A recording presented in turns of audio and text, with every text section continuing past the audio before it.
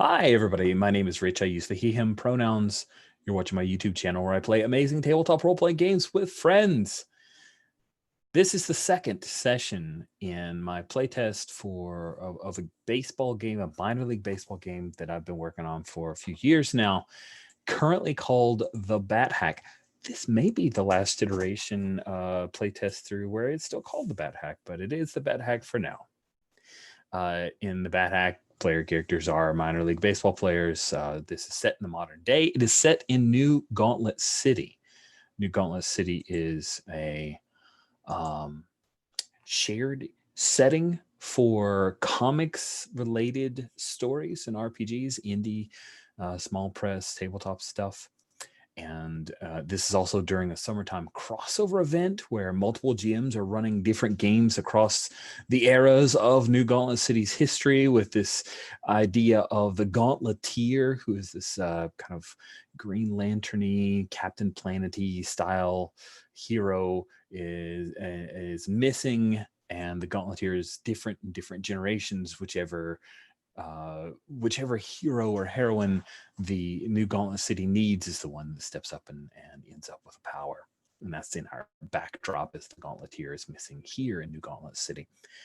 This is the second session, and unfortunately Jesse Larimer was unable to join us, but hopefully he'll be back for the third session. Hope you're feeling well, Jesse Larimer.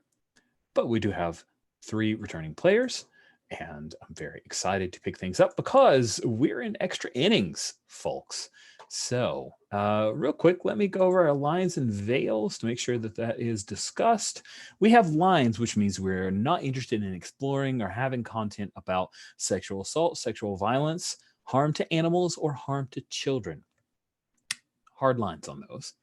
And we have a veil, meaning, okay, if it happens, it happens, but we don't want to dwell on it. We don't want to have it on screen, as it were. We would fade to black, and that's on sexual content. On top of that, trumping everything is the X card. Feel free to use the X card if there is anything that is, not to your taste, harms your fun, isn't your cup of tea. We will move right on. No problems whatsoever.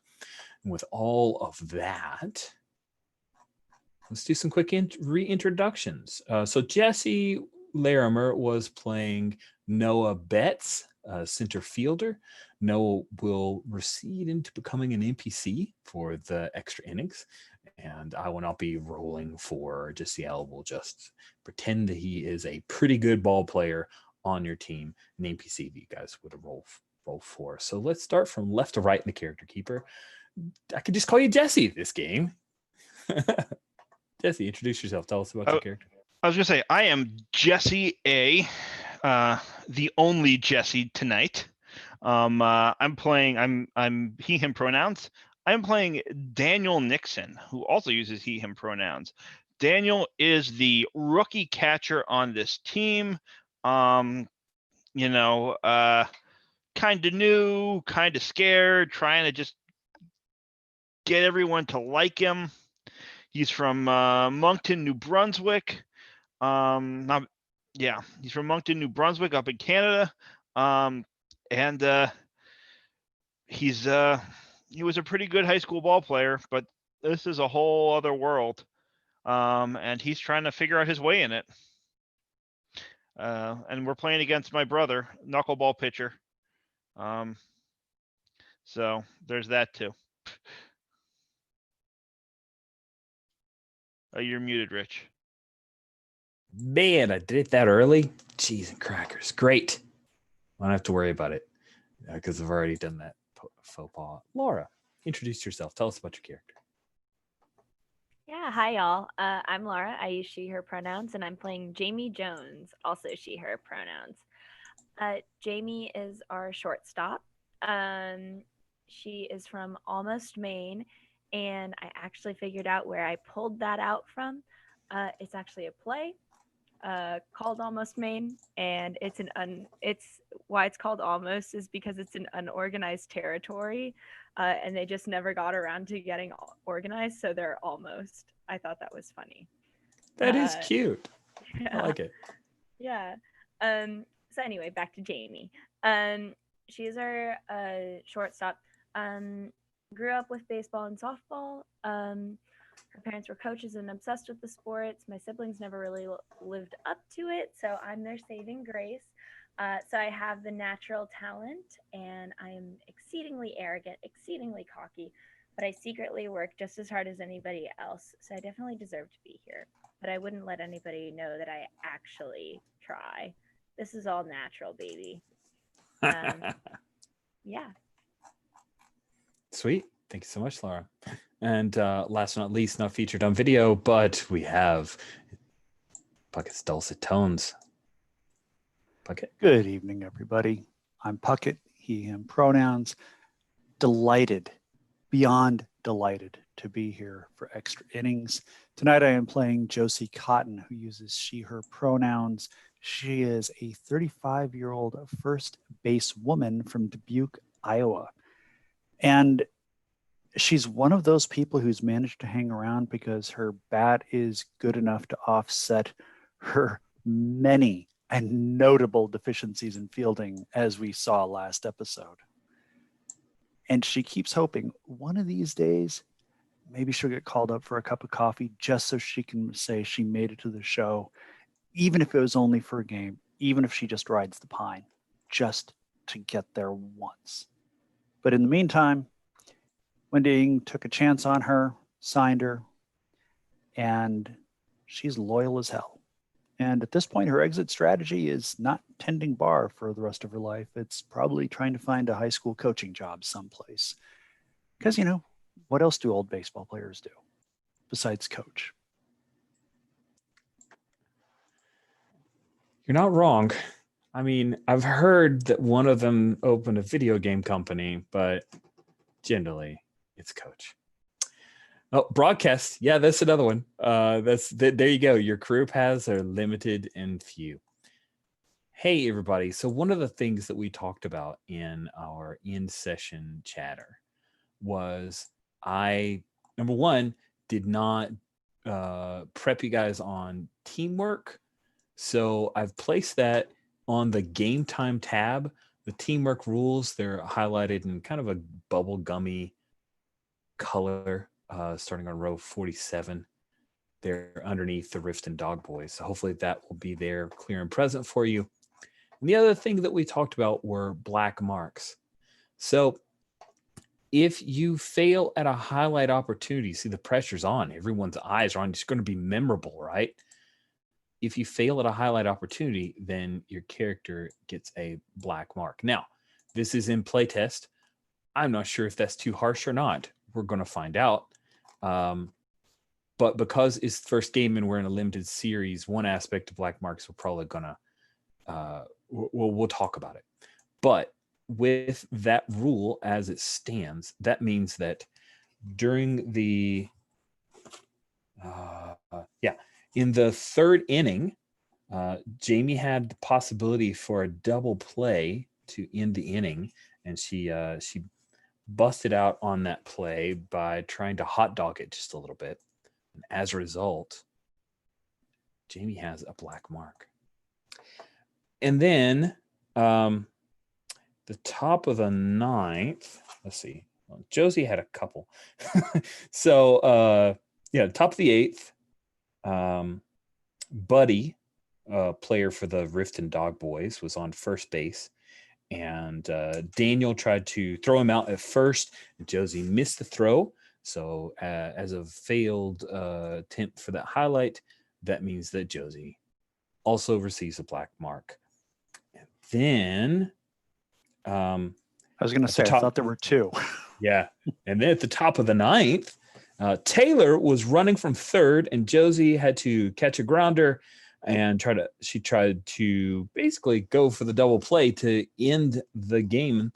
And she failed, and they scored and tied the game, which is why we're it's not the only reason, but it's one of the reasons that we're in extra innings. So that is another black mark for Josie, 2 black marks. So those are the black mark updates and the update on teamwork. Anyone have any follow-up questions, or shall we move on? All right. So, with that in mind,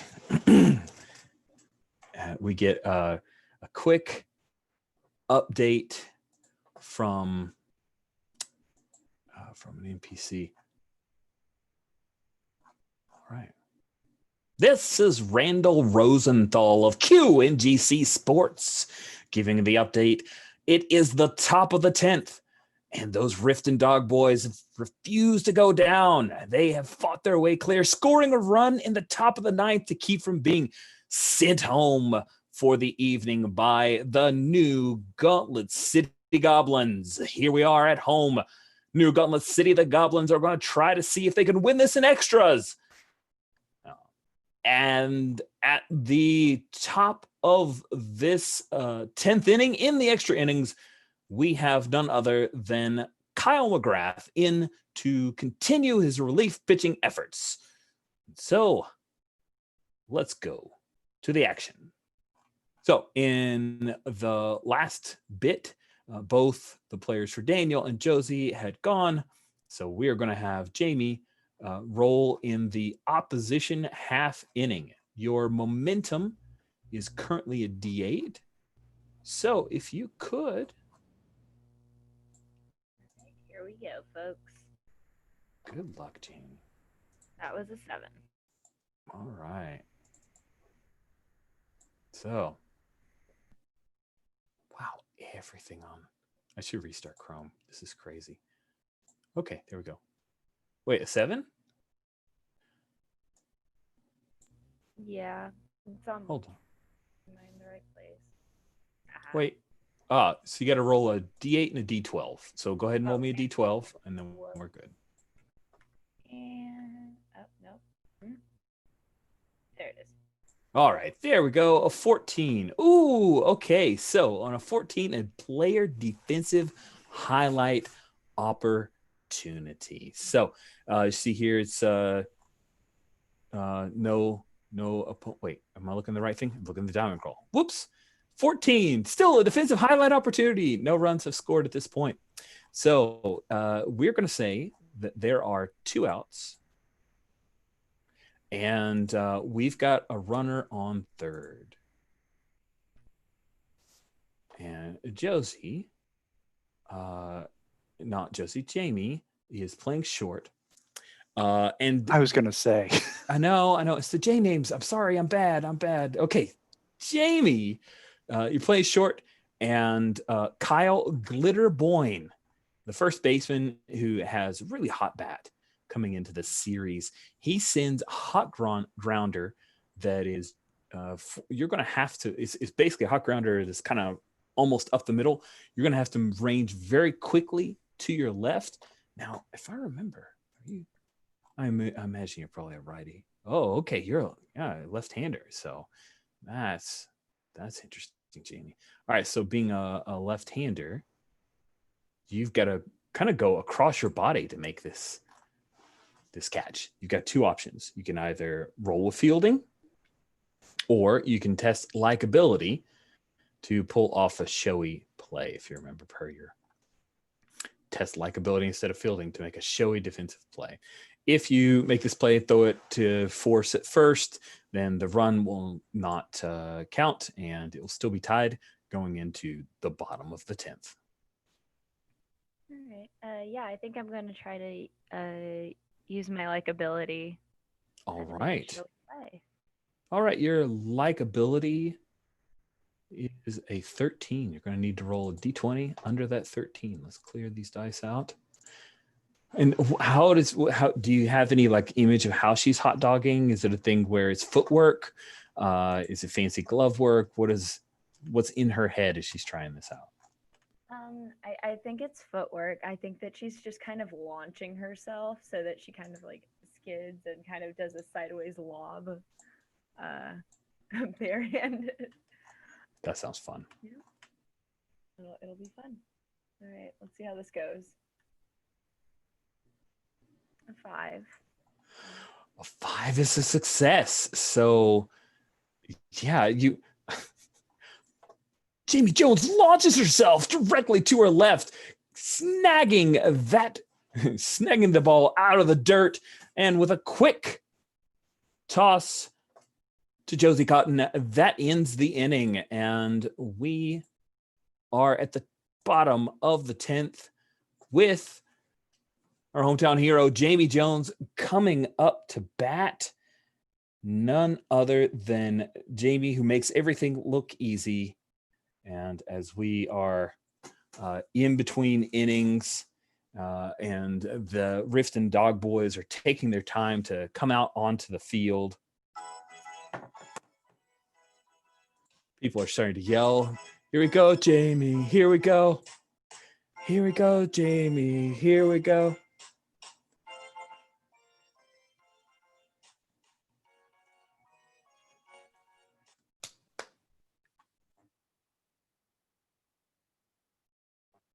Now batting, the shortstop, Jamie Jones.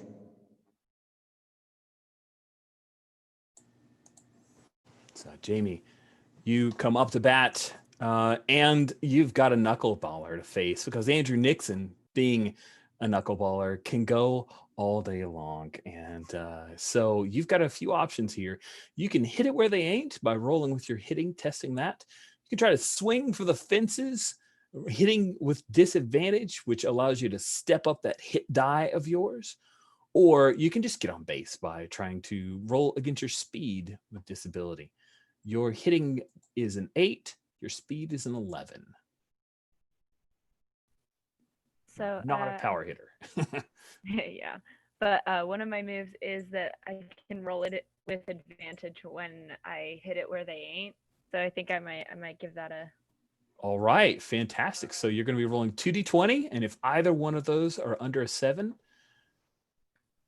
you got a chance to get on base. Feeling lucky. Here we go. Not bad. Both of them. Wow, that's fantastic. Cool. So go ahead and roll a d4, and we will see what the result is. You definitely want a 2 or higher. All right. Okay, a 3. Oh, that's great. So with a 3, you get a single. Now, Jamie, do you imagine that this is one that you had to leg out really, really hard, or was it one of those just poke through the infield and you're able to get on base pretty easily and make it look like it was nothing?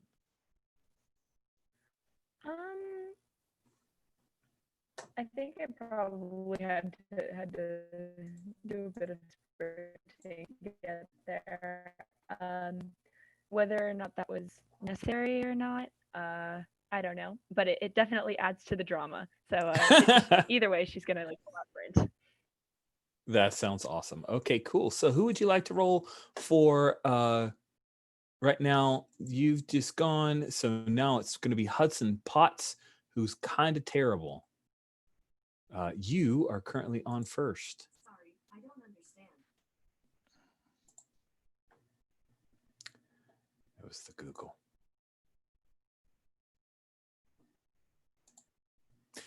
So Jamie, who do you want to roll for Hudson Potts? Do you want that to be Daniel or Josie?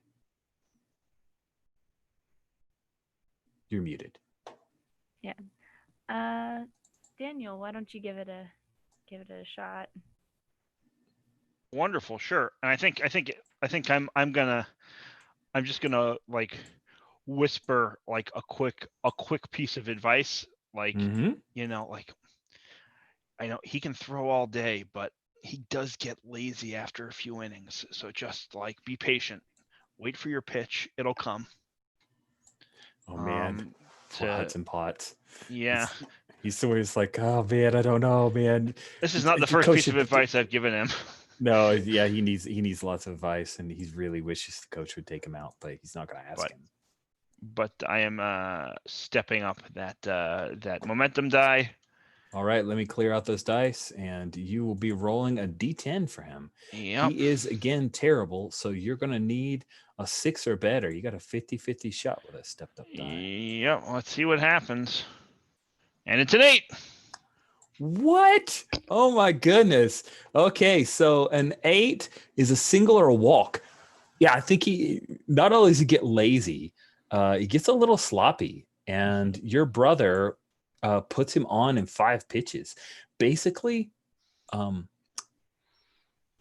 our terrible Hudson Potts never takes the bat off his shoulders. That's in character. Yeah, I mean, he's better off not taking the bat off his shoulders. Your coach, your manager, Carrick Jason, he's Jackson, not Jason. Sorry, I was like, I don't think that's his last name. Carrick Jackson is gonna pull Kyle out and send in a pretty good. I think Kyle Overstreet is going to be coming in to pinch hit. Not that he's got anything against you. He did get a call up, recently. But anyway, doesn't matter. It's fine. It's fine. It's fine. So I guess that will go to Josie to roll for Kyle as our pinch hitter. Yeah, Josie's next. I said this in the chat before. In case I would like to at some point have a quick conversation with Carrick, but it can wait. It can happen right now. Sure. Yeah, I think I just want to step over to Carrick as this is going on, and be like, yeah, we're getting hot, but I just want to I know Josie's had a little bit of had a couple tough spots defensively in this game, but I've never seen a bat like hers. You're not wrong. She's a good hitter, but I just wish the hell we had a DH. That's all I'm saying. I really look up to her, and she's getting to know her, and I think she's really helping me develop as a ball player. And I thought something you might want to know. All right, so let's give me a leadership. You're trying to change his opinion about something. Yeah, I'm trying to do that. I'm also just trying. You're also trying to get some teamwork. Absolutely, you're going to get it. Yes, you are definitely doing that. But I just want to know. Yeah, absolutely. My leadership is not fantastic for a catcher. What is it, like a 9? 11. Okay, that's not terrible. Better than 50-50 shot. Roll that D20. That's a 14, so. Okay. It's just, you hear what you're trying to do, son. Appreciate it. She's a good hitter. Mm-hmm. And I'm glad you're picking some stuff up from her because that's important to us. Then you're going to go ahead. You can refresh that teamwork die. Does that refresh mine or Josie's? Yours. Okay. You're the one doing the teamwork effort. Got it. That makes so sense. you refresh yours. Mm-hmm. So great. Then let's circle around here and Kyle Overstreet. Josie, let's give us a roll.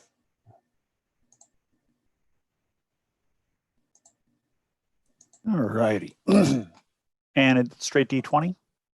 It is actually the momentum die at D8. Okay, D8. Let's clear these. You bet. D8. That's a 4. All right. With a 4 on a D8 for a pretty good batter. Probably should have done this flipped. I put the pretty good down at the bottom. With a 4, I believe that is a walker hit by pitch. What do you think? You think he gets? I think he gets drilled. Oh yeah. I think it looks intentional, to the point where there's a warning because I think Nixon got annoyed by that walk that he gave up. Potts getting on base without the bat ever leaving his shoulder. And I think, granted, a knuckleballer drilling somebody is kind of like getting tickled by a feather, but still, I think that it's an intentional hit by pitch, and the home plate umpire wants both teams. Nice. Things are looking. It's probably good that you didn't charge. Although then the warning would already happen. Maybe he'd get tossed. Yeah. I want to know. I want to know what Josie said. After he got hit. Given what Josie thinks about Andy. Absolutely nothing printable in the local newspaper. Wow.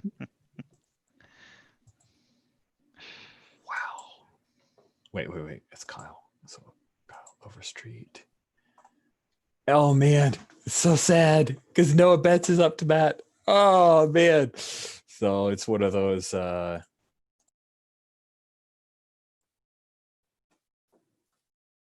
batting, the center fielder, Noah Betts. And let's see. So, who do you want to roll for? Noah Betts are pretty good. well, Jamie started it off. All right. Jamie, there are no outs. The bases are loaded. You've got a D8 to roll here. This is not looking good. Oh man, I think that the manager of the Rift and Dog Boys is going to have Noah. He's going to hope that he could throw off his rhythm, and so he is going to bring in a relief pitcher. He's going to bring in Jason Jester, and your brother Andrew Nixon is not going to close out this game. He has stunk it up. So Jason Jester comes in. Jason Jester is a pretty good hurler. A little short, like 5'11", which is short for a pitcher. 25 years old, and he throws a lot of nasty stuff. So Noah is up. You are rolling a D8, and you're going to be using the pretty good momentum die results. Jamie, good luck.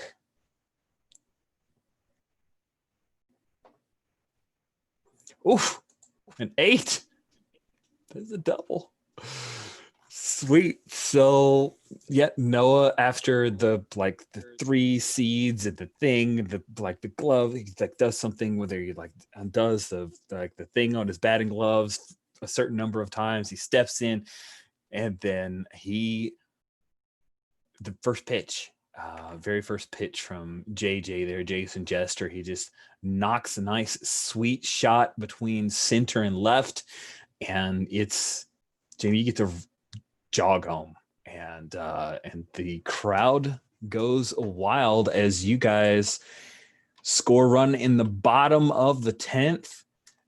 That will bring things to an end. There were a few errors. It wasn't the cleanest game, but a W will be remembered much longer than anything else. So, Jamie or Josie, how do you guys? Well, first, not Jamie and Josie, but they're wins. It's just a W. By the way, I didn't realize this until someone pointed it out, but in the Twins logo, win is underlined. Never noticed that before. Pretty clever, huh? Anyway, so Jamie, once you cross home plate, what do you think? What's your reaction? How do you play this to the crowd? Is this no big deal? Goblin fans are screaming, excited. How do you handle it? Yeah, I think that Jamie's really gonna play it up. I think that there's cartwheeling, into a split, waving to the fans, just blowing kisses, that kind of thing. Kisses? Oh, that's great. That's great. Do you is Jamie the kind of girl that would sign autographs? Because there's a lineup of some people who totally love to get your autograph. I think that she maybe motions maybe after the game, because she recognizes, it couldn't all have been her. She'll go over and high five the people that are running home, and do a few pats on the back and that kind of thing. Nice. Very cool. All right, so now we move to a bit of the post game stuff. I'm curious, Josie, you've got a mixed team. I assume are there 2 sets of showers, or I don't want to make a big deal out of it, but I am a little just curious about how you think some of the logistics of that work out. I have a sneaking suspicion it's probably something along the lines of what happened in Pitched, where it's either showering and skit, y'all got 15 minutes, get in, get out. Or, that's what makes the most sense. I mean, You're not going to have 2 separate shower rooms. They're not going to put up like another divider. Okay, So cool. Is that cool with you, Jamie? It's generally how you guys do it. You kind of have to mill around for a little bit. You guys get in, get out. Awesome. Sweet. So then here's what happens generally in the post game, right? Manager talks to a few people. Your QNGC sports reporter, Randy Rosenthal will ask to speak to certain people. And it's definitely an opportunity for you to refresh teamwork dice, or also just build up other teammates without having to go talk to the sports reporter. But they're definitely asking for Daniel because of the like facing his brother thing. They want to Randy wants to talk to you. He's interested in talking to really everybody, Jamie and Josie. Of course, he talks to Noah like right on the field, and one of those like he's talking and interviewing him, but it's over the loudspeakers as people are exiting the game. And it's Friday night, so no, it's Saturday night. That's right, Saturday night. So there's fireworks, and it's a pretty festive atmosphere. But you guys do have to like shower and get the hell moving on. So. Since you were the last to roll, Jamie, you can choose. Who do you want to be the first person to get interviewed?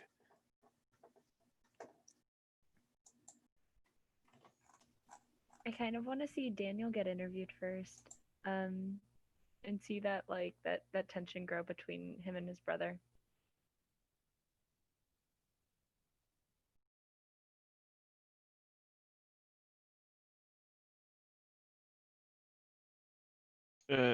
You with us, Rich? I think you froze, or did I freeze? I can hear you, Daniel. I think All Rich right, froze. so I think Rich froze.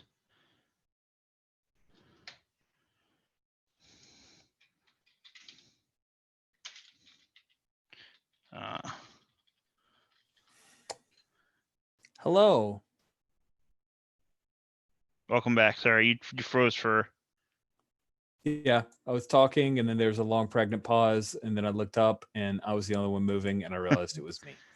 I thought you were doing a Drax impersonation for a second. Oh, I can't wait to hear what this sounds like on the YouTubes. So, Jamie, since you were the last one to bat, I'll let you, just like in our popcorn order, I'll let you choose. Do you want Daniel or Josie to be the first one interviewed by? I said that I wanted Daniel because I kind of want to see how the newbie reacts to all this press attention and stuff. Nice. That's great. I imagine this is going to be real fun.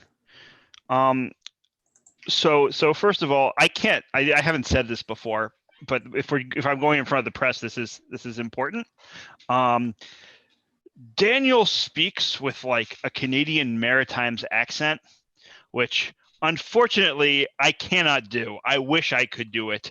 But it's like somewhere between, if you've never heard it, and maybe I'll find a good video example to send around, but like it's somewhere between like a kind of Scottish accent and a Boston accent, I would say.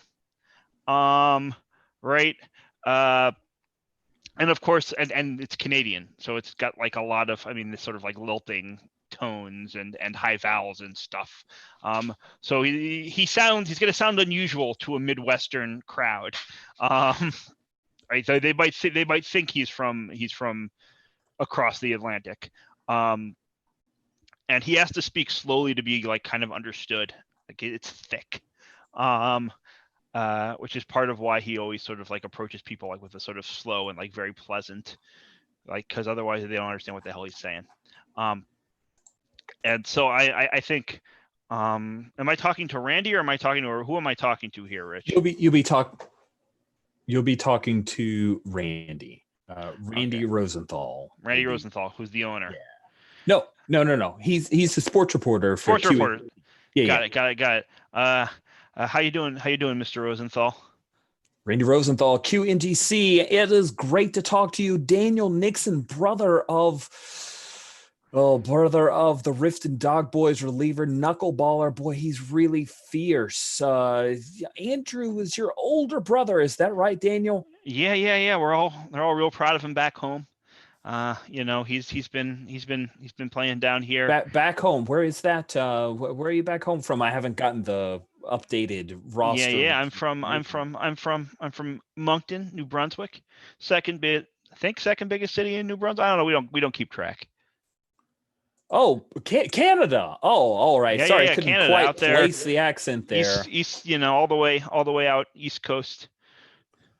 Fantastic. Boy, it is a pleasure to have you here in the States, Daniel.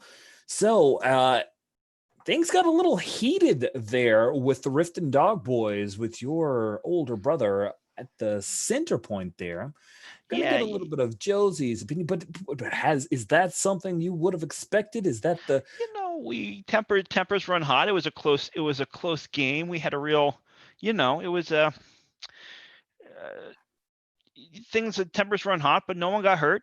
And it was in the end. I mean, did you see that 10th inning Jamie had? Big defensive play, and then that leadoff single. Like, at the end of the day, it all worked out. It did. It certainly did. And the Goblins pulled it out bottom of the 10th. Boy, once they took out your brother, things just weren't the same for him in 10th, and they took him out, and old Jester, he just pretty much rolled over for you guys. Felt like it was a longer game. It's great. Daniel, so how is it going for you? Kyle Overstreet got himself a couple weeks up in the bigs earlier this season, and then all of a sudden you're called up and you start over him. What's going on with that? How do you feel about that? I mean, I'm just trying to get in my hacks and I'm learn the team, learn the league, do my I just want to get better. Maybe one day I'll get to see the bigs, but right now I'm sitting here, and Kyle's a great ball player, and I'm just excited to have my shot. All right. Well, Daniel, it is great to have you here in New Gauntlet City. I highly recommend that you try the been there, done that. If you like dim sum, I don't know, do they have that in New Brunswick? Yeah. We got it's Moncton's a city. We got all your foods, all your normal foods. All right. Well, all right, son. Nice talking to you. Oh, we're gonna move on here. And so, who, Daniel, do you want to be interviewed next? I want to hear what Josie has to say after I kind of like soft pedaled my brother there. And can I take a teamwork die also for talking up Jamie? Yeah, you sure can. What you loading up on teamwork dice? This is stuff. I like helping people. It's a good call. You're really good at support. Sweet. So it is Josie that he picks out. Josie Cotton. Josie. I've got a towel over my head. Hey, Randy. Hey, so some highs and lows today in the game. Couple biffs on the field there. Can you tell me a little bit about what was going on when you're trying to get that double play and finish out the game there in the 9th inning? What was going through your head there? Randy, I don't know that I can tell you what was going through my head then, but I can tell you what's going through it now. I damn near cost this team the game. And I know the drill. I know, when I do good, when I'm good out there, you guys come talk to me and you're stoked. You're excited. It's a happy time. I know that when I screw up out there, I got to take my lumps. But there's a couple of kids who did an amazing job tonight. And I'd like the focus to be on them and their successes. I know we got to talk about my mistakes out there, but you really should be talking to Jamie and Noah, because Jamie scored the winning run and Noah knocked it in. That's pretty big. So how about you and I, and Randy, you know I like you. You know I'll sit here for hours talking baseball with you. Yeah. But why don't we put the attention where it should be and put it on the kids who did a great job out there tonight, as opposed to being on me? Because you and I can talk about that. You and I both know, because we have talked about my many, many mistakes over many, many beers. You know, and if I remember right, you've been a couple of those mistakes after last call. So, oh, well, yeah. I'd call that an unforced error, Randy. I grin. I think you just cracked him up on air. Let's give me a. I think you're trying to go for a little bit of likability there. I think a little bit of likability. Yeah, let's see how we pull that off. So, Josie, your likability is a 12. You're pretty good at that. D20 under 12. That's an 8. Well, that is a success. Fantastic. It's about time I got one of those.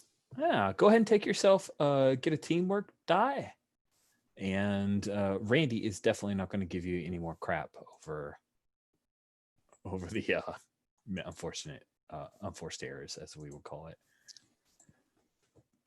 Cool.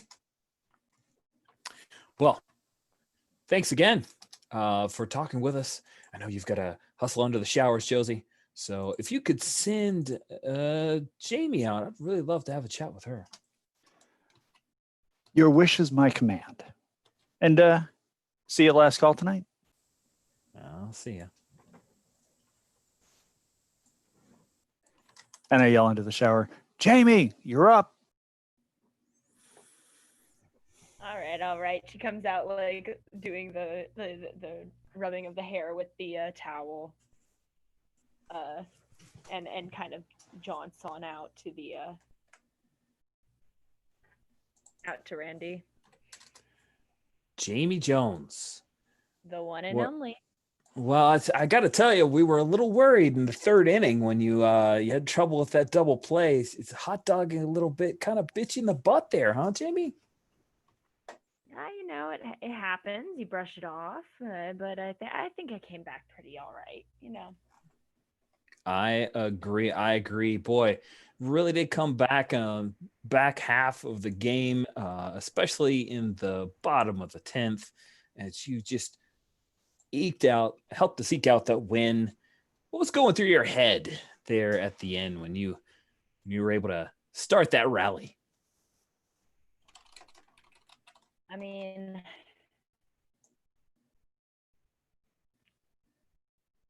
Andy, it really just comes down to how bad do you want it.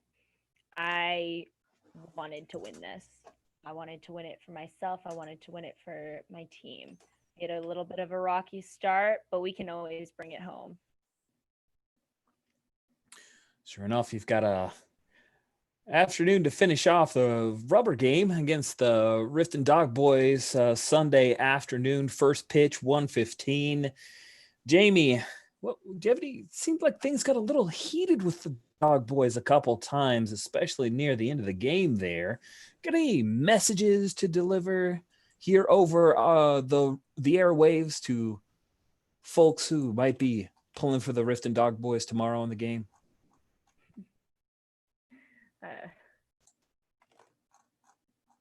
Don't underestimate the goblins. We know how to bring it home. Those dogs will be crawling away from here with their tail between their legs. Nice. Give me a likability. Oh, let's see. What is my likability? 12. All right. Cool. Oh, likability is 13. Sorry, your leadership's 12. Awesome.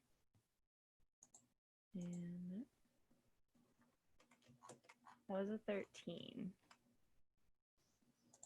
Oh, nice. So unfortunately, you have to roll under. It's a little mixed. Yeah, of course. Thanks for that, Jamie. I really appreciate it. Go ahead and hit the showers there. All right, team. All right, goblins.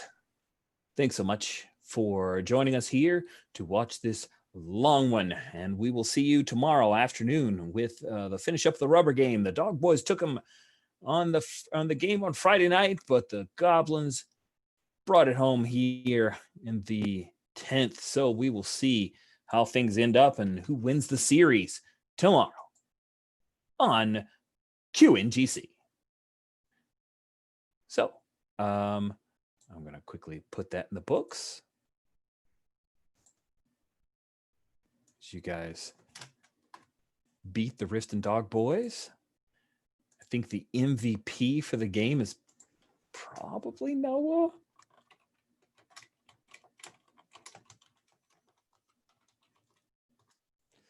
So there we go. Now, as you guys are all showering, getting ready to head out, getting dressed in street clothes, I think that Reg wants to go out. So he wants to go out to the bar. Yeah, emotionally, Daniel. Absolutely. Daniel was the emotional core. He did so much. But unfortunately, a lot of his stuff is not seen. He wears the tools of ignorance, one might say. So yeah, Reg is heading out to the bar. It's a Saturday night. He wants to go to that jazz club. Josie, this suggests the jazz club that you work at. Do you ever frequent there? If you call working frequenting there, sure. And that's do actually you what I'm have a supposed shift? to be. Yeah, I've got a shift after the game. Oh man, it's the worst. This So- was extra inning games. You're probably a little bit late to work, huh? Well, the owner's a little understanding. I mean, he knows that you can't really tell when a baseball game's going to end. So there's times when he knows. And luckily, my job, like I said, I basically just like pull draft pints out. It's like I'm not there to make mixed drinks. Half the time, it feels like I'm signing autographs, and I feel like it's just the job that he does to kick down some extra money. But there have been a few nights when he knows that I can't make it because game doesn't end until 1:30. What's the point of going in when you're getting there at last call, or like as everybody's closing up? It's like grab a broom, sweep up some broken glass. Tonight, at least I can get a few hours in.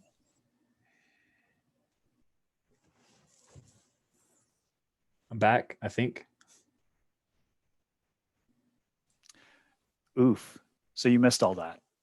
I heard you don't have to actually serve drinks. You're just there to kind of bar back, that kind of thing. You pulled, serve up draft pints, that sort of thing, sign Gotcha. autographs. And the owner understands if game runs long, and it's like if a game's getting out at 1:30, you're not going to be getting there until the bar is closing anyway. So Okay. yeah, tonight at least there's a few hours that I can get in on the shift. So all right. So then Jamie, I think, let's see, who was it? It was your roomie. I've got it in game time. I have that note. Nate Easley, backup center fielder behind Noah Betts, who's one of the roomies with Daniel and Jamie. He'll come up after you finished your interview. Hey, we're hitting the choir stall tonight. You want to go?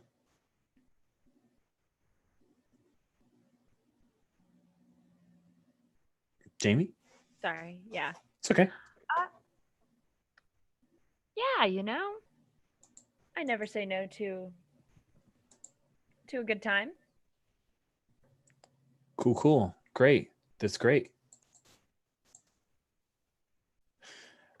Sweet. Then let's go. Oh, hey, Danny. Wait, do you prefer Daniel? I never asked. They're all good. We're headed out to choir stall. I know you're not legal, right? I mean, I've always have been. There are laws about this. In America, yeah, you got to be 21. I'm not 21. No one can buy me drinks? Is that not how it works here? It'll be fine. He's with us. Ball players need ID?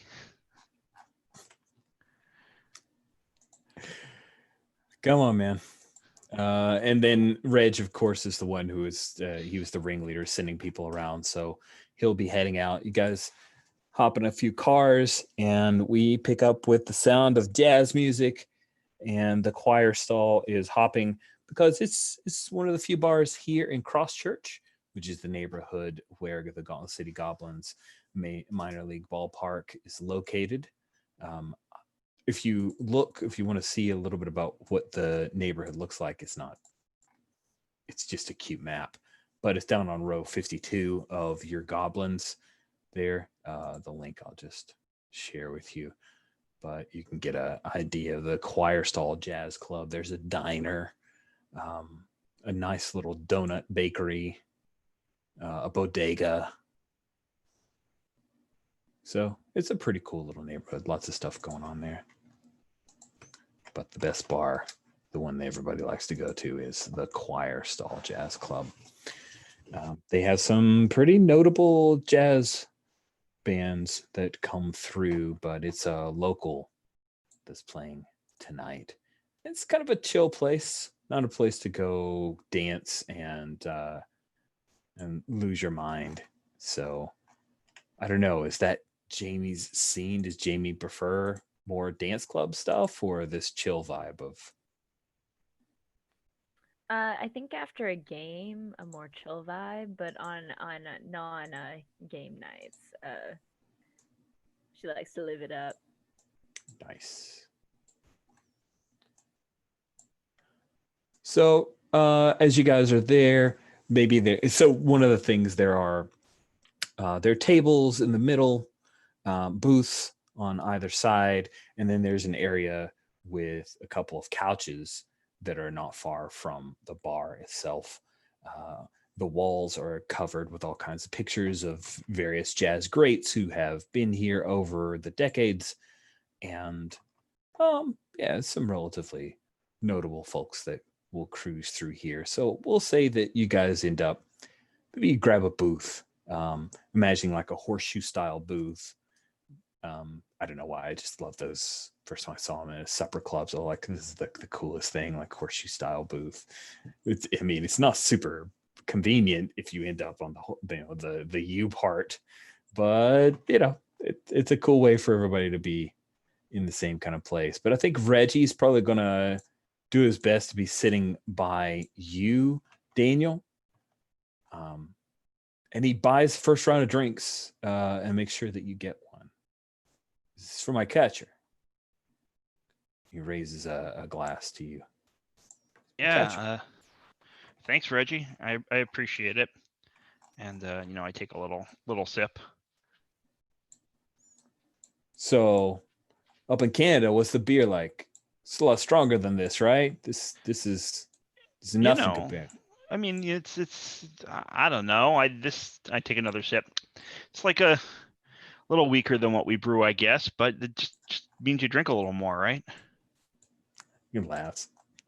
And yeah, I'm saying that very confidently, but you can see sort of that I'm not like chugging this beer or anything, right? Like I'm sort of taking my time a little bit. I'm not. Just want to make that clear. Nice. Oh yeah, Daniel, definitely you ended up in the U part. The rookie who can't get up, who can't go to the bar. So why should he get a comfortable seat? I mean, there's that. There is definitely that.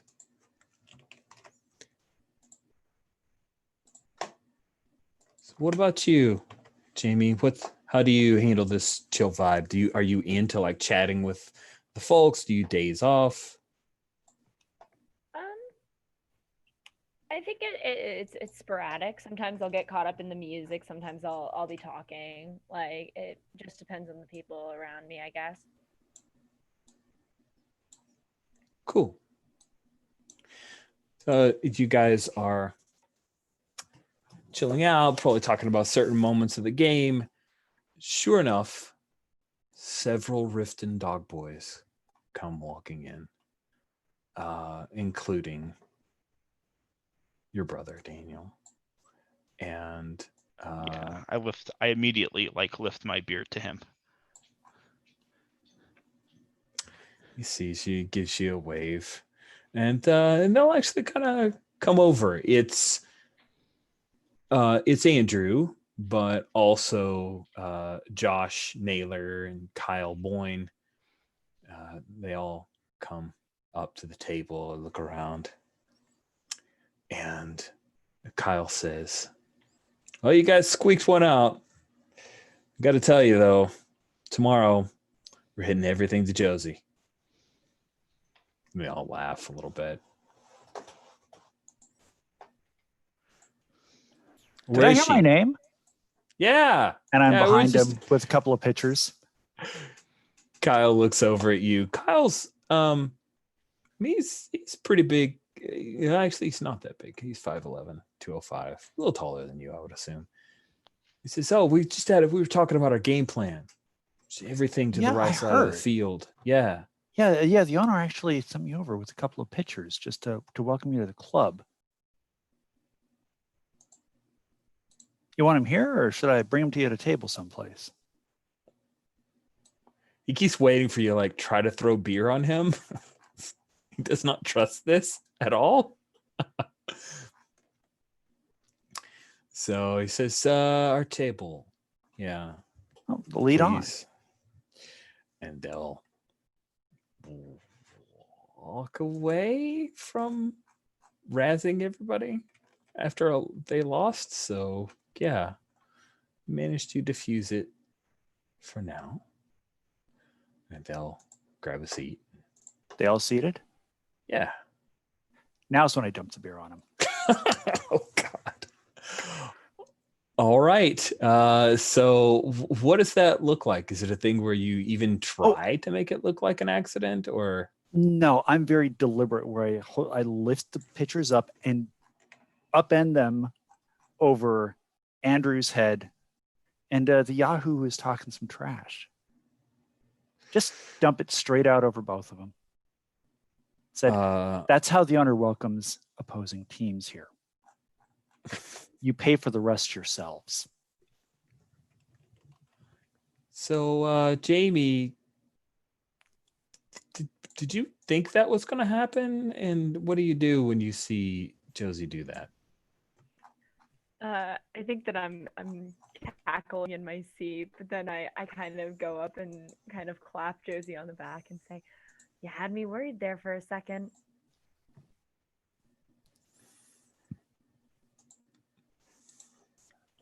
And I'd also like to point out that the owner is actually standing behind the bar now with a sawed-off baseball bat in his hand, like the narrow end wrapped in duct tape, just kind of hitting it against his palm. Like, go ahead, get up, do something.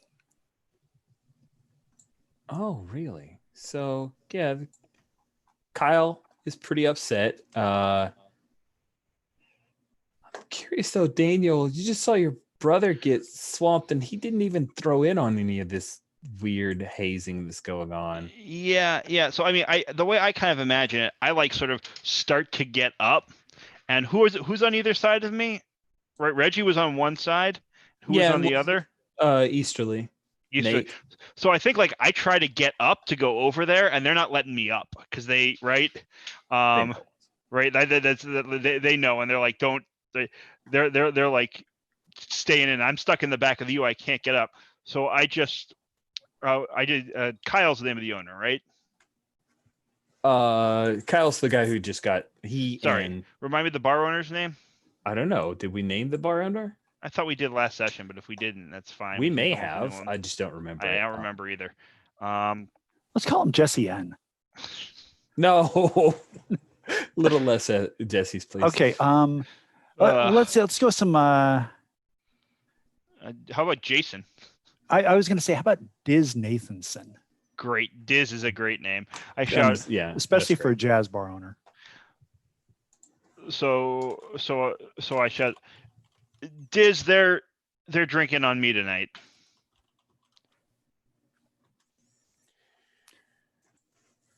He says, I don't rightly think they're going to be sticking around. They're obviously not welcome here. They got what Josie had to give them, and they're taking it real well, I think. And I like glare at Andrew. Ooh. It's all in like a little bit. It's all in good fun, right? Give me a leadership. See if you can get your brother to. Just some off the field hijinks, no hard feelings. Hold on, let me roll that. 1d20. And I got to roll under a something. Not the 17 is not under anything. Yeah. I think what you get out of it is that your brother is super not happy about this, but he's going to convince Kyle, you know what, let's just go.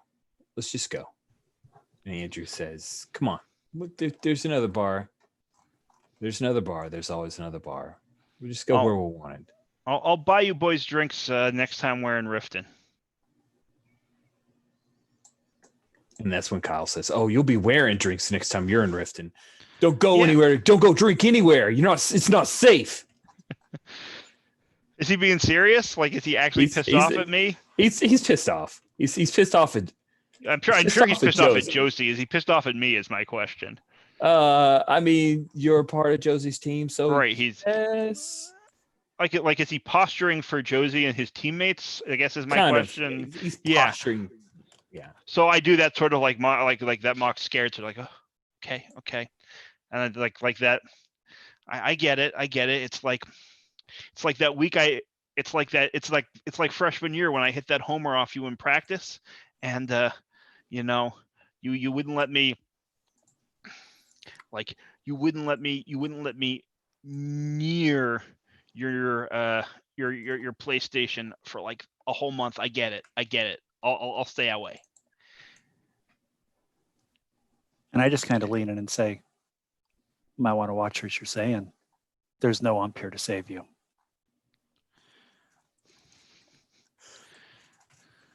Josie, you're making Thanksgiving real fucking hard on me. Kyle says, Andrew. Josie, I don't hit girls, but I'll hit at you tomorrow. Just so I can watch you fumble around. And then he's going to. Well, you sexist pig. And I think I'm just going to punch him in the nose. All right. Give me a hitting roll. All right. Let's see what we get with this. That's under 20, correct? It is a D20, and you want to roll. Yeah, that's 18. 16. Yeah, it's an under roll. So. Oh well. I think you hit him. And he. Is this one of those things where I like hit him in the ear and he's like, "Ow! Who hits somebody in the ear?" Sure, I like that. I was thinking more along the lines of like, it hurt, but he doesn't show it, and it's one of those where he just says, "Oh, yeah." Jamie's gonna fall and tackle him if Josie's didn't do enough of a. Oh, you're gonna have to give me a hitting roll. It's getting crazy now. That was so bad. It was a 20. Oh no, you rolled a 20? I'm sorry, please roll an injury die. Roll a d6.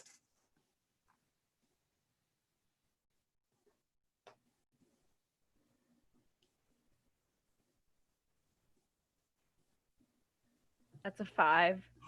So you take 5 health points of damage. What happens is you jump on Kyle's back, and he didn't see it. He just feels somebody on his back, and he flings you over. You you flip over and slam into a table on your back, landing on a couple of glasses. And yeah, it's like you're going to have a bruise on your lower back. It hurts a lot. And that's when Andrew grabs Kyle and just kind of bum rushes him out. And the rest of the dog boys realize, okay, if we stay here, there's going to be a big fight. And they don't even hurl insults back at you guys for fear of it just rolling right back into another fight. So they are taking off. They're out of here. I helped Jamie up. Yeah, Jamie's not good. All right, listen. I got some medicine for this, but I don't know if you're going to like it. What is it? Come here. And I walk over to the bar, and I reach down under the bar, and I grab a bottle of wild turkey and line up 5 shots and fill them. Here, drink these. You'll feel something in the morning. Maybe. Come on. Say less. And she just goes for it. She's like, she just knocks him back. Wow. That is awesome. Let's. Do we get teamwork dice for that? Yeah, you definitely get a teamwork die for that. That is fantastic. I think this is about seeing if you can keep your head after that. So give me a fielding roll, Jamie.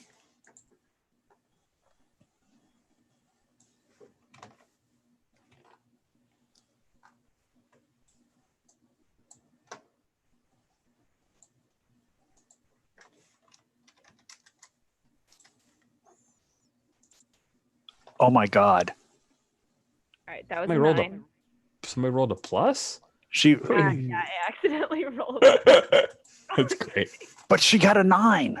You got a 9. You're good. You throw back 5 shots of wild turkey and you are very drunk. But okay. But okay. Does she also get a teamwork die for backing me up in that fight? Oh, yeah, absolutely. Absolutely. Throwing herself into that was a terrible idea, and I'm here for it. So, yeah, go ahead and grab yourself a teamwork die for that. Good stuff. Daniel, Jamie and Josie are overdoing shots. What do you do as you see them start to... Yeah, I mean, I'm definitely a little lost here. Like I'm used to drinking with my friends. I'm used to getting in fights with my brother, although more often than not we were on the same side in them. Mhm. I think that like after that whole thing when I like tried to calm it down and it failed, I think I'm just sitting there nursing that beer and kind of sulking. And I'm like, I definitely want to talk to Josie before tomorrow's game starts. But like, I'm not, like this is not the time, and they should have their fun and celebrate their fight. And it's just like, it's sort of like okay, I'm going to watch, I'm going to, chat with Reggie and, was it Fredericks, the other guy on the other side? I keep on forgetting his name. Nate, yeah. Sort of chat quietly with them. Like not, I like, I don't, I'm like afraid to make it a thing. But if Josie wanted to come over and talk to me about it, that might be fun. I see this quiet chatting in the corner, and I Mhm. kind of smirk and lean over and whisper something to Jamie and push the bottle of wild turkey at her, along with some clean shot glasses. And then yell at the table, "Come on, boys, it'll put hair on your chest. Trust me, it worked for me." That's going to get a few looks. You're So- at work, right? Yeah, I love it. Yeah, I mean, told you the owner's a booster. Yeah, I like. I think I look at Jamie, and I kind of like raise my eyebrows. I'm gonna pour you a shot, and then I'm gonna pour you another one, and I'm just gonna kind of look expectantly. And I try to get up again, and I sort of like I look I sort of like, you see me sort of like it's like this exaggerated thing where like I start to stand up and I like go to the left and I bump into Nate, and I go to the right and I bump into Reggie, and I kind of shrug. Just go over the table. yeah. I don't think they let you out. I'm like, I try to go over the table. I bang my knees on the table. I'm like, fuck. I'm too big. There's no way I fit under the table. I'm a big guy, right? Yeah, I said that. You know, he's 6'1", 205. I'm not huge, but I'm not a small guy. I'm a big guy. I just kind of shrug and I point to you. Yeah, Jamie's just gonna kind of like shake her head, bring the whole bottle, and just like kind of slam it down in front of you. Yeah. So I think what I do is I chug the rest of the beer. At this point, like I chug the rest of the beer in the glass, pint glass, right? And fill about.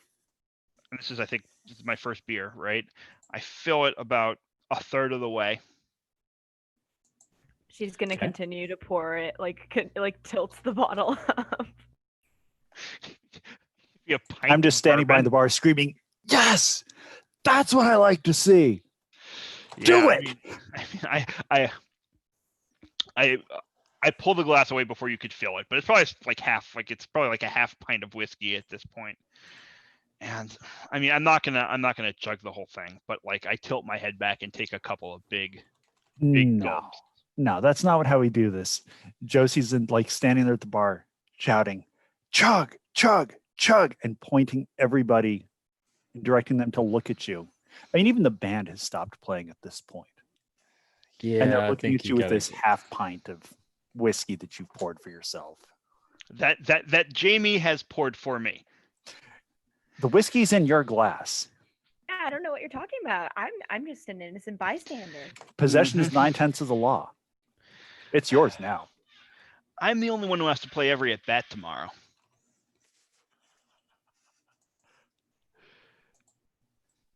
And at this point, I think the entire club is just standing up, shouting, "Chug, chug, chug," and clapping.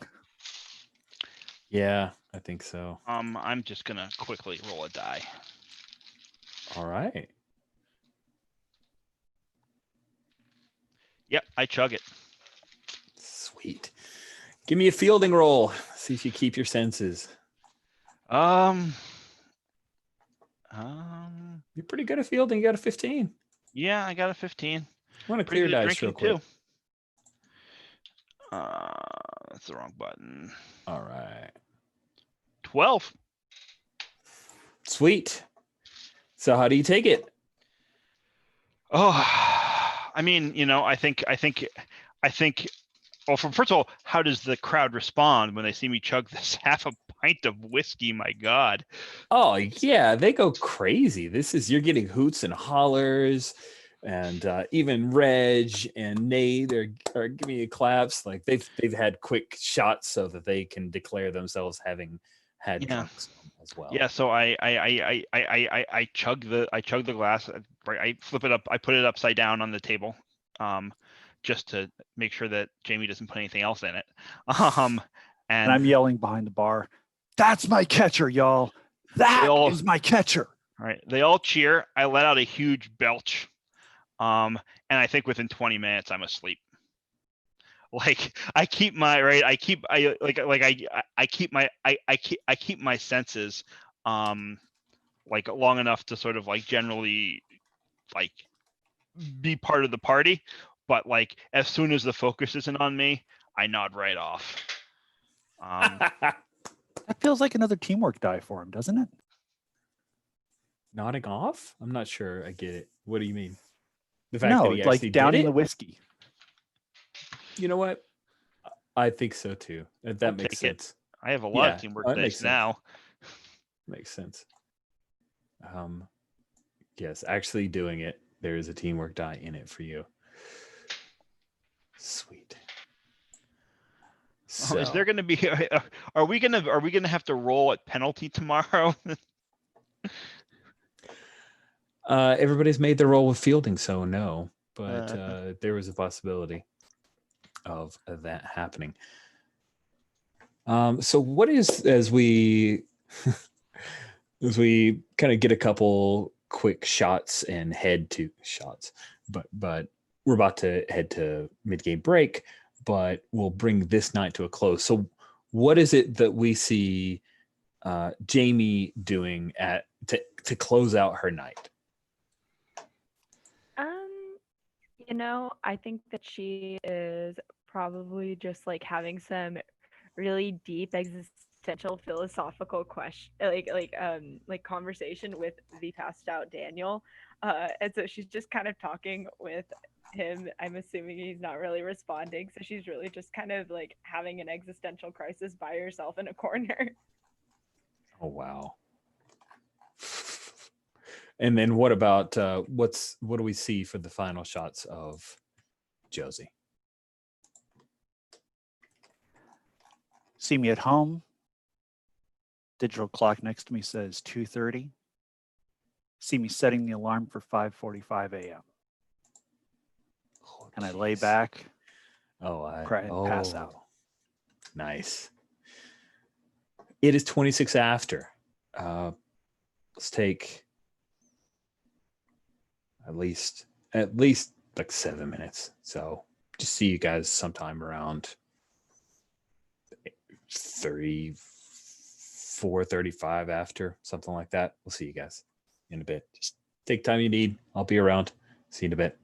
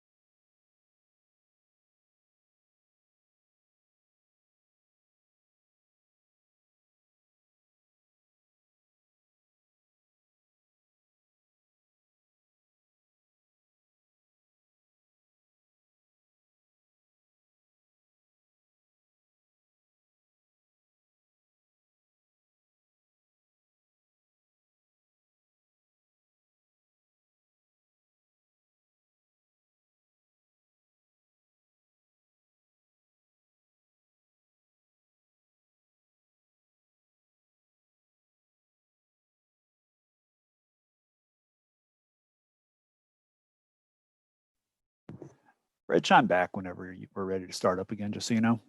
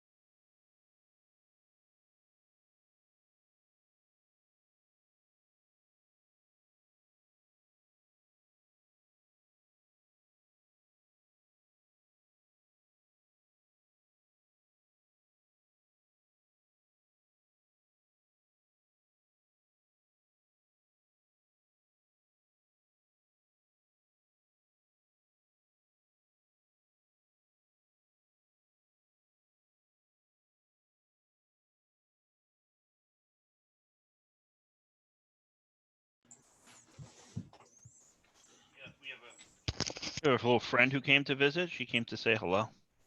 Oh, Doggo. hello. How you doing, puppy? Come here. I have a friend who says hello too. Ooh. I know. Be cautious. Hello. He says, I was actually just here for the thing you're eating. I don't really want Lev right now. I'm just looking at the cookie. Yeah, I mean, she mostly came over to bark at something mysterious in the backyard, but then she was done barking. So He's so small that you remember when you at ballparks back when you could go to a ballpark, you could get ice cream and a baseball helmet. Mhm. He can wear that helmet. That's wonderful. Hold on a sec. I'll show you.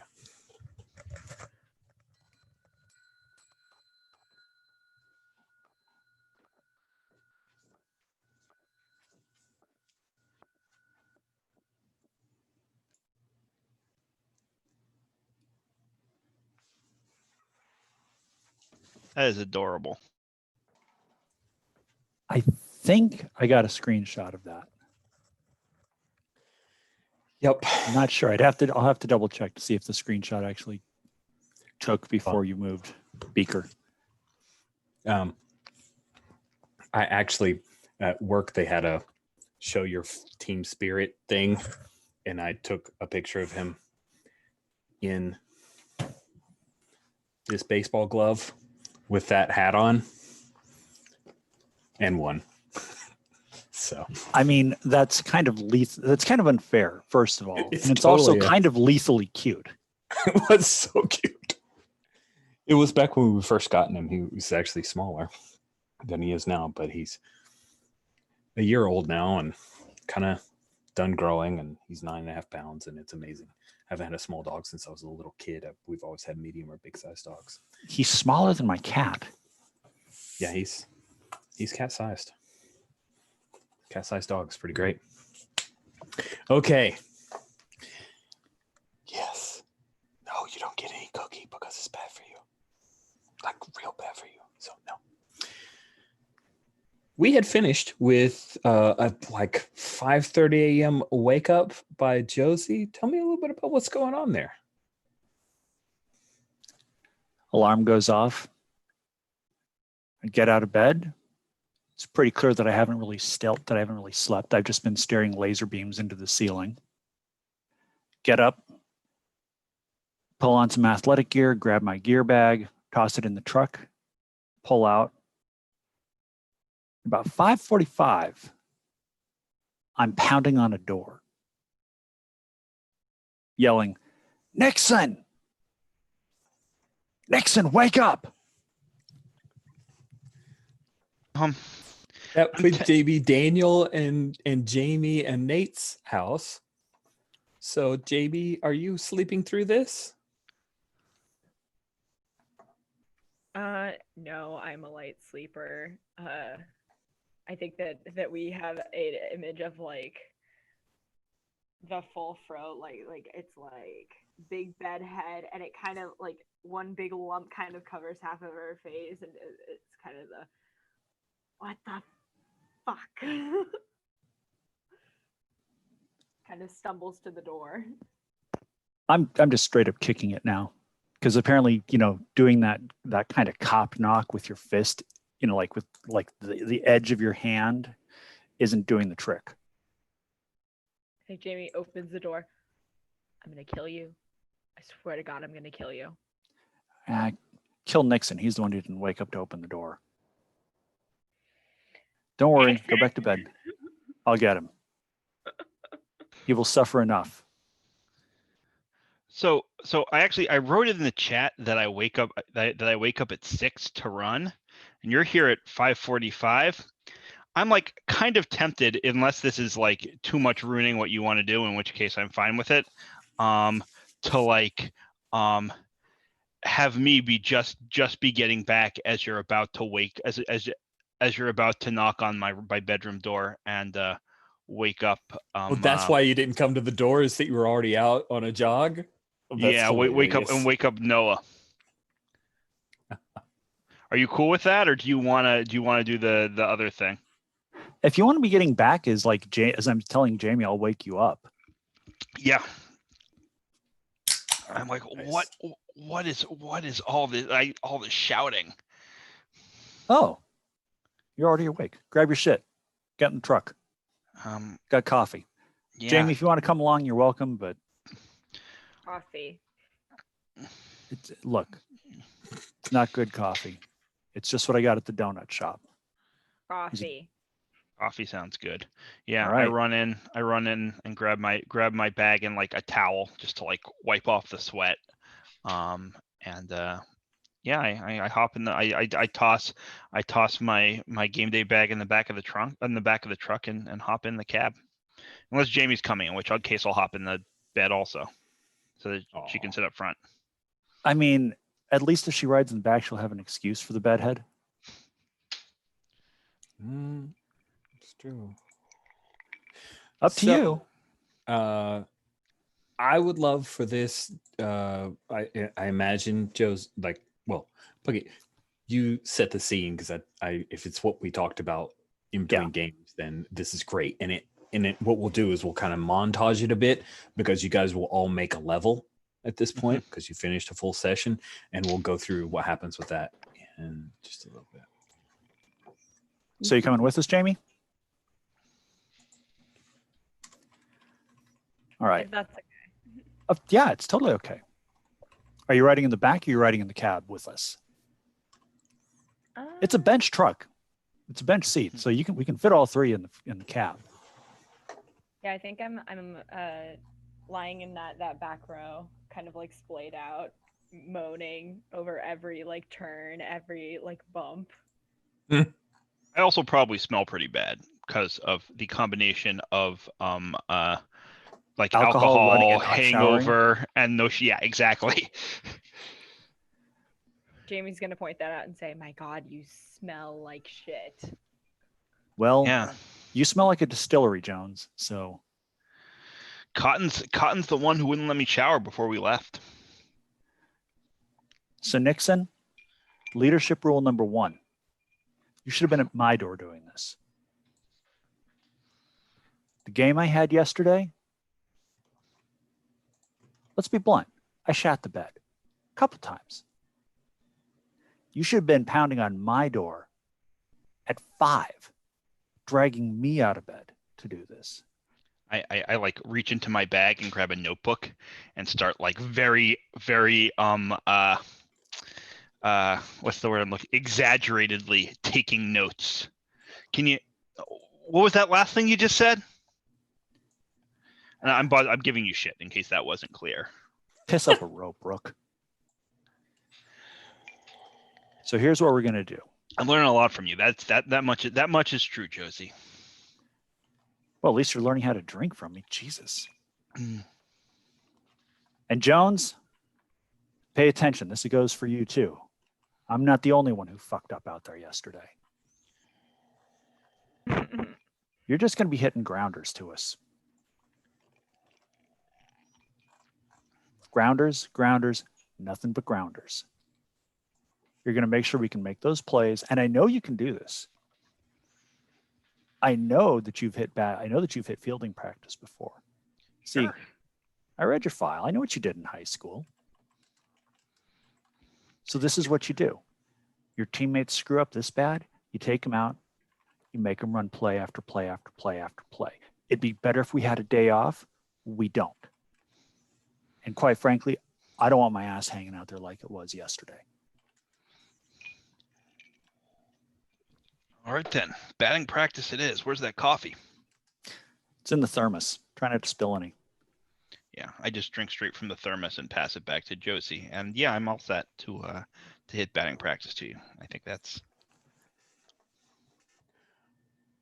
All right. So with that as our framing device, we are going to go through what happens when you make a level. So if you take a look at the leveling up, what you do is when you make a level, you get to roll to see if your attributes or your batting stats increase. And for example, for Daniel Nixon, you get to roll twice for fielding or leadership. It's rolling for advantage, right? So you get to roll with advantage. And what you want to do is roll over your stat, right? So it's easier to go up if your stat's not awesome. Make sense? So you want to roll a d20, and if the result is higher than your stat, the stat will increase by 1. Do we do that for each stat, or do we pick a stat? You go down the line. You get to go for speed, hitting, fielding, leadership, and likability. And then each of your positions give you 2 of those stats that you roll with advantage. And if either of those are higher than your stat, it goes up by 1. Start with Daniel, just to give a bit of an example. So Daniel, you get to roll twice for fielding and leadership. so. Should I do that first? No, let's just go down the line. So roll a d20 against speed. If you roll a 10 or higher, it goes up by 1. That was a 9. That does not go up. Roll a d20 again. Your hitting is a 9. If you roll a 10 or better, it goes up by 1. 11. Your hitting is now a 10. Congratulations. This hitting Hooray. drill worked out. Go ahead and roll 2d20 because fielding for your position gets rolled with advantage. Right. So I'm just going to generate a new better. d20, and then Makes sense. that will be Roll 1. on both. So that's a 19, and then the second one is a 8. But the 19 gets it. Is higher. So you're now at a 16 fielding. Oh my goodness. Now you get to roll 2d20 for leadership. If either of them are 12 or higher, it goes up. Great. and that is Aw, nope, 6 and an an 8. And now you get to roll 1d20 for likability. If it's an 8 or better, it's going up. 14. All right, your Thank God for likability goes that. up to an So 8. fielding, hitting, and likability all went up. Yep, those are pretty good. Yep, I'm happy with that. And please remind me when Jamie L returns, he'll get to roll for his stats. But now it's Jamie Jones' turn. Jamie, you get to roll twice for speed and fielding. So your first one's speed. You get to roll 2d20. You can roll those or roll fresh d20s if you want to. I should probably share screens because people like watching dice roll, right? It's a thrill.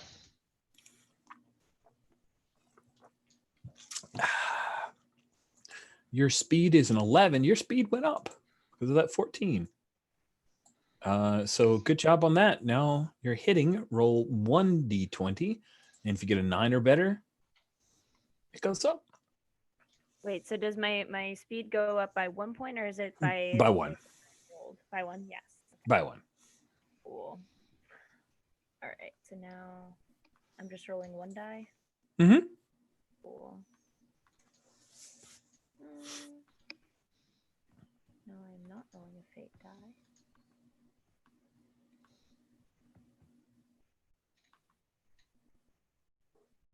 Everybody froze again. I can hear you.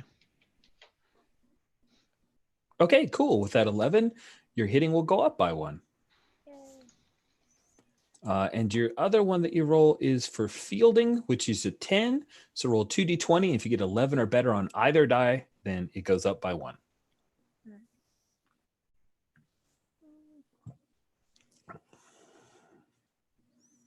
All right, that was an 18 and a 1. Awesome. Your fielding goes up by 1. Roll 1d20 for leadership. All right.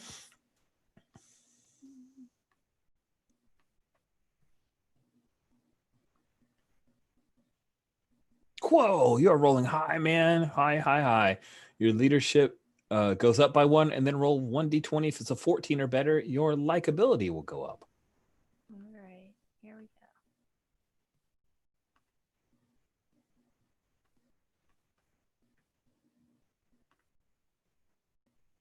Oh, that was not good. Oh, just as a heads up, you can always just single click and then re-roll selected. Ah, And another way you can do it is if you just like triple click it, it'll re-roll.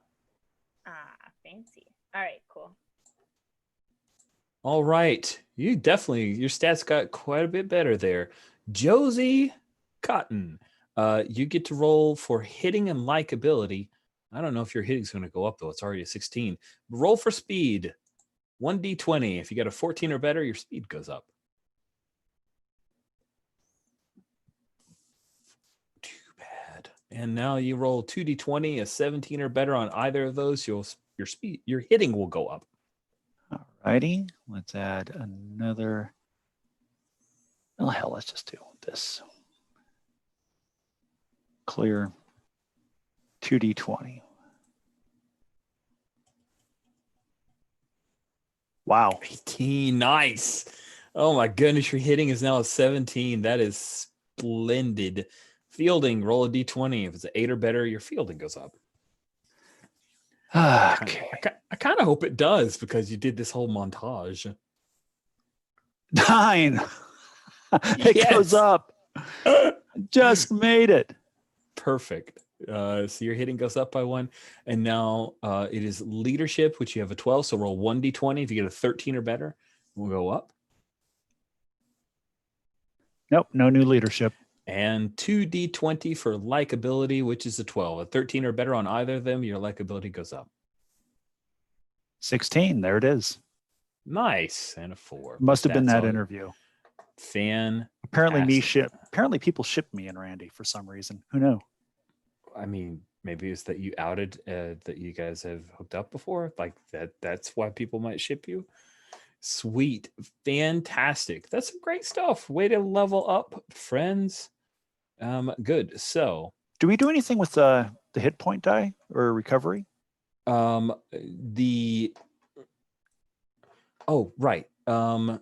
If so, resting and recovery once per week, you can roll your recovery die associated with your position, add your level. that's how many health points you gain back. Okay, and is there a So- place on the character keeper to track level? Yes, it is on row Oh, there it is. 3. Okay, you already took care of it for us. I did, but I don't have a thing where hit point recovery brings in your level. I got to add that into my keeper. I'll write myself a note. And then, just because, do we get teamwork dice for the fielding practice? You know, let's just double check that. The teamwork die, recovering teamwork dice. I think restoring, refill the pool, have fun as a team outside the game. All right, yeah. So, yes, you guys, because you all 3 participated, you can gain 1 more teamwork die. So just so we know for the future, you can gain teamwork die by brawling after hours in bars with your teammates, getting drunk with your teammates, waking them up at oh crap o'clock in the morning and giving them bad donut store coffee and doing fielding practice. Uh-huh. Okay. Just making sure I understand, like, ways to generate it. It's true.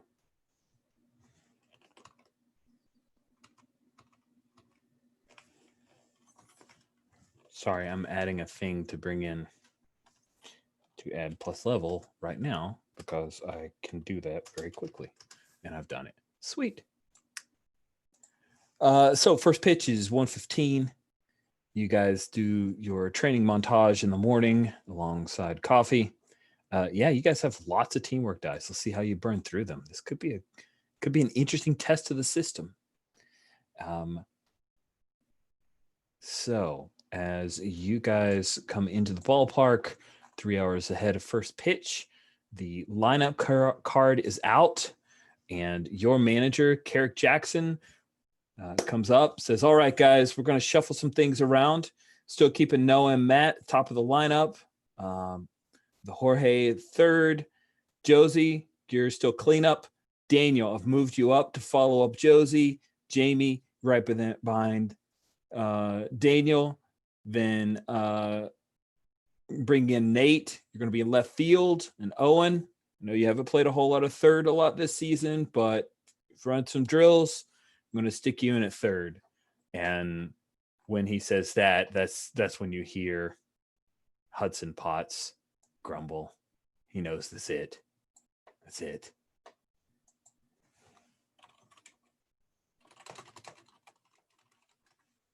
He knows that's it. He may never start again.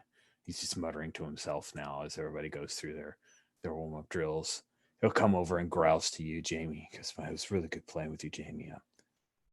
I really wish I'd gone out to the bar with you last night. I didn't realize that it was my last chance.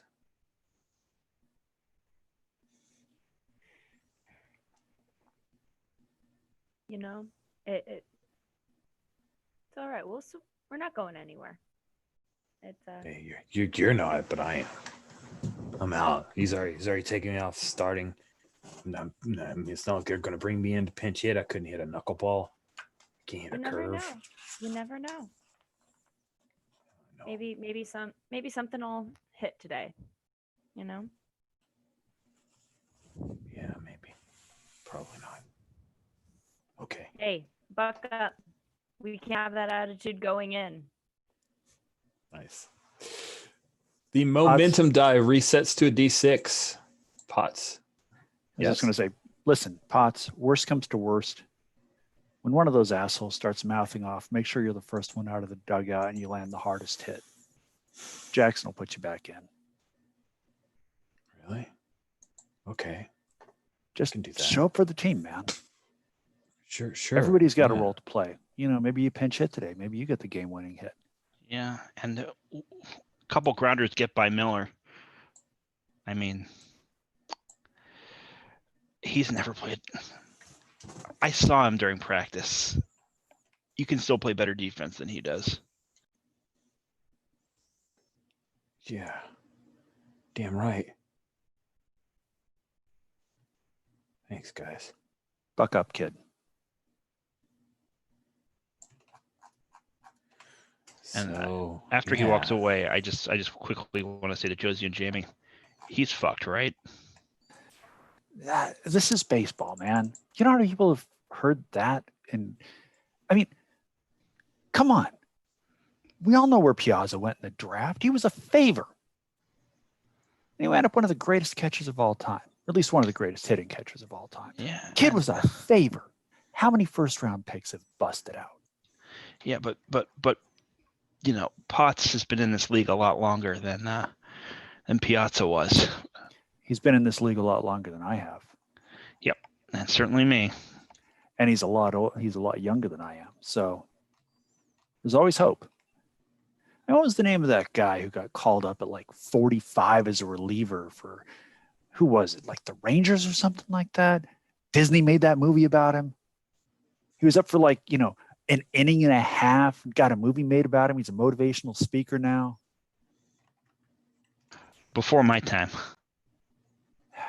Apparently. I mean, you're 18 years old. I think that movie is actually literally older than you are.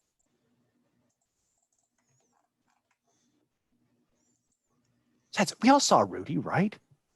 I mean, I know it's football, but Rudy, anytime Potts is up to bat, we just start chanting, Rudy, Rudy. If he doesn't, it doesn't matter if he doesn't get it. He'll feel pumped up by it.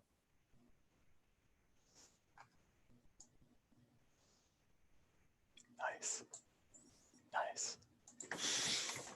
Cool. So as you guys are warming up,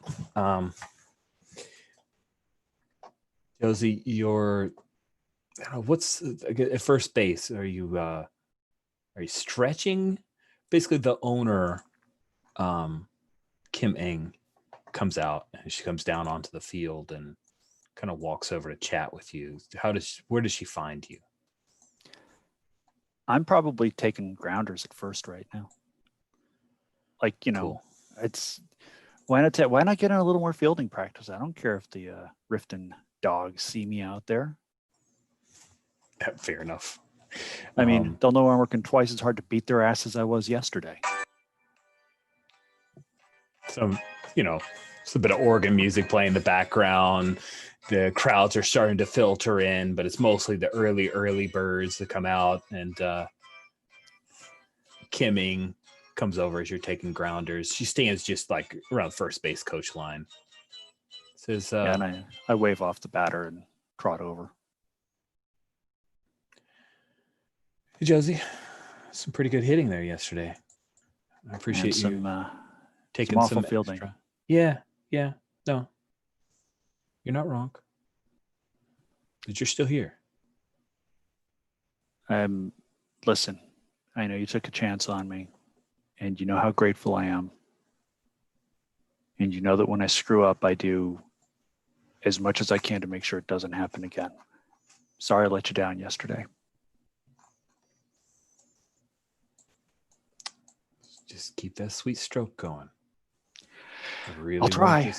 I want this one. Well,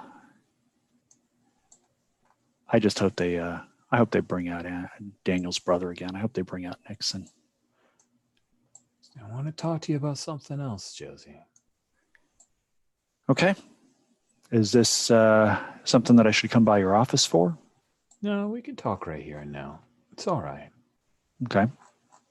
So, I consider you kind of like manager on the field, Okay. So, fights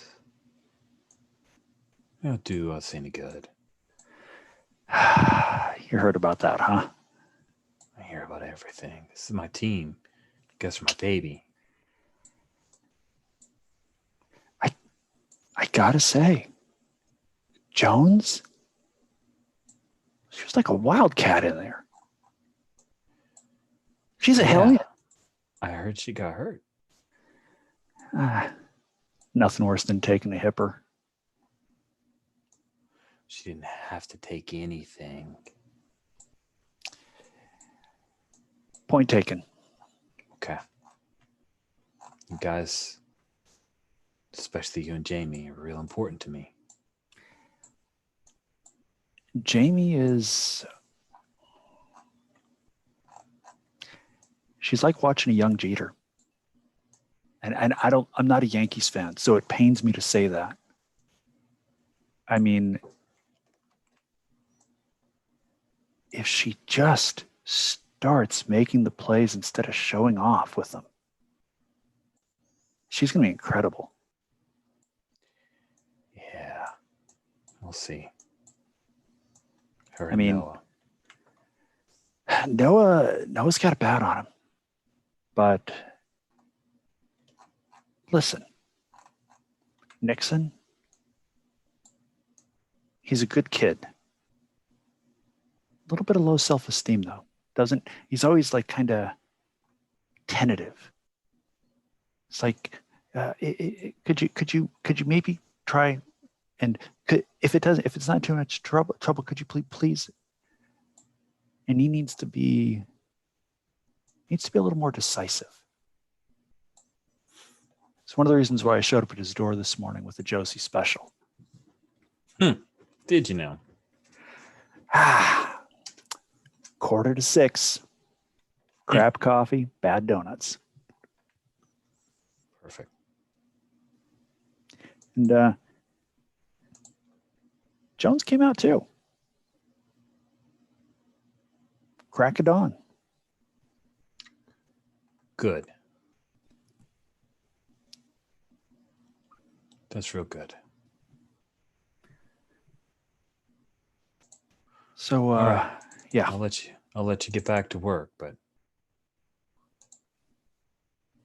Thanks, glad Ms. to A. hear it. Appreciate it. And she'll turn and head back. We cut over to Jamie. They've got the big kind of batting cage thing set up. It's like they kind of roll it up and put it to where the balls can fly wherever. And you're taking batting practice. And coach, your manager, Carrick Jackson, comes over and there's this like railing that's set up, and he can just lean on the railing and watch you take your swings. Yeah, it's another teamwork die. He says, "How you feeling, Jamie?" Feeling good. Nice and warmed up. Hit some practice a little earlier than usual this morning. I'm feeling good. Glad to hear it. Feeling a little sore today? Sore? Me? Do I look like a person that would be sore and does a cartwheel? All right, let's give me a likability, or unless you want to use leadership to try to change his mind here. Your likability is slightly better than your leadership.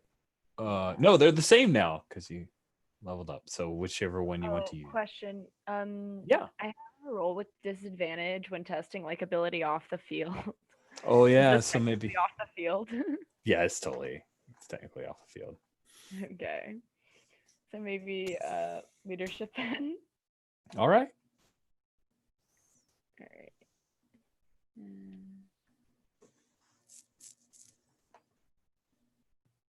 That'll do. It's a 3.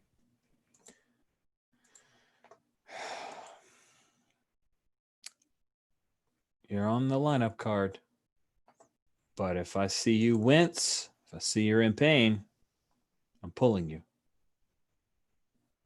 Okay? That won't be necessary. All right.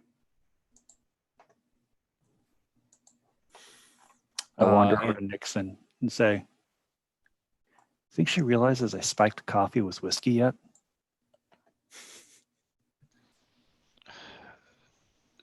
She's not dumb, Josie. You are? You think I'd do that on game day? And I give you an elbow to the ribs. I do think you would do that on game day, but not before the game. Sheesh. I sigh and I like rub my forehead, pop a couple aspirin and say, a little bit wish you had. just for you, sweetheart, next time. Good. Have a good game, Josie. Good talk.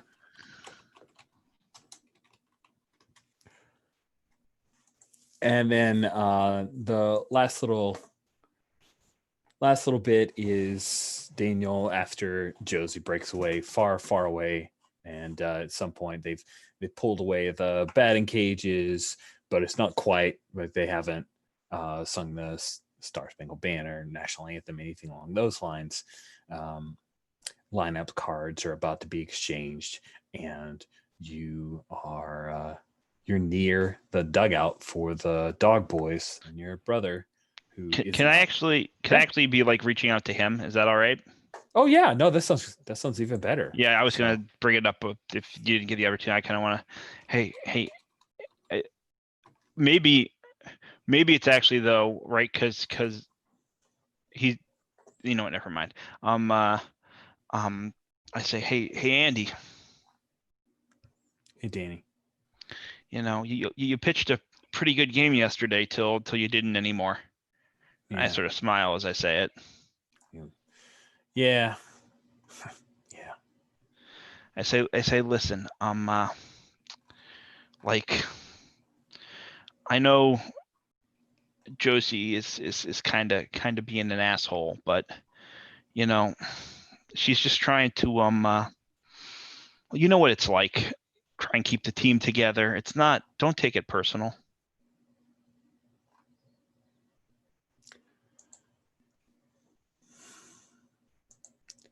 Give me a likability. Let's see how it takes this.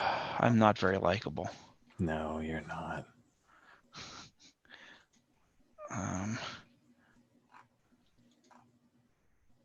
Oh, but I did it. That's a 6. All right. I mean, the guys are trying to be assholes to you guys at the bar, but damn. Well, good luck today. I'm probably not pitching. Look. She's probably gonna try and start some shit today too. But like, if you don't rise to it, it won't matter. It's not about you. It's all about us. I'm the one who struck her out, Danny. I rose to it already. She's the one who's pulling the. Well, I'm not gonna root for you to do it again, but I like it when you're pitching good. Reminds me of old times. Me and you. Hey, maybe one day it'll be up in the show. That's what I want. Maybe one day it'll be you and me in the same battery. Yeah. Again, it's been a while since I've caught the knuckler. I miss it. You did miss it a lot. Only at first. Got real good at it. At a certain point, backyard. Like, remember that Saturday? Oh, how am I gonna forget that? Just like pitch after pitch after. You wouldn't let me go.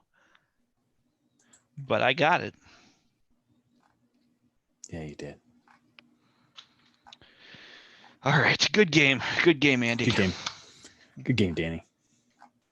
Not too good, though. He doesn't answer to that. You get the last word. And the game is afoot as we hear the national anthem. You guys come out and stand along the line, and then you take the field as the Riften Dog Boys come up to bat. Their starting pitcher is a guy by the name of David Bednar. David Bednar is, it's kind of average. He's a right-handed thrower, a little bit of a fireballer, and he has a lot of control. That's really his thing. He paints the black, which means he's always throwing it on the corners, kind of. Yeah, Canadian Thanksgiving. It's in October. So who would like to lead us off with a diamond crawl table roll? Who wants to take the first one?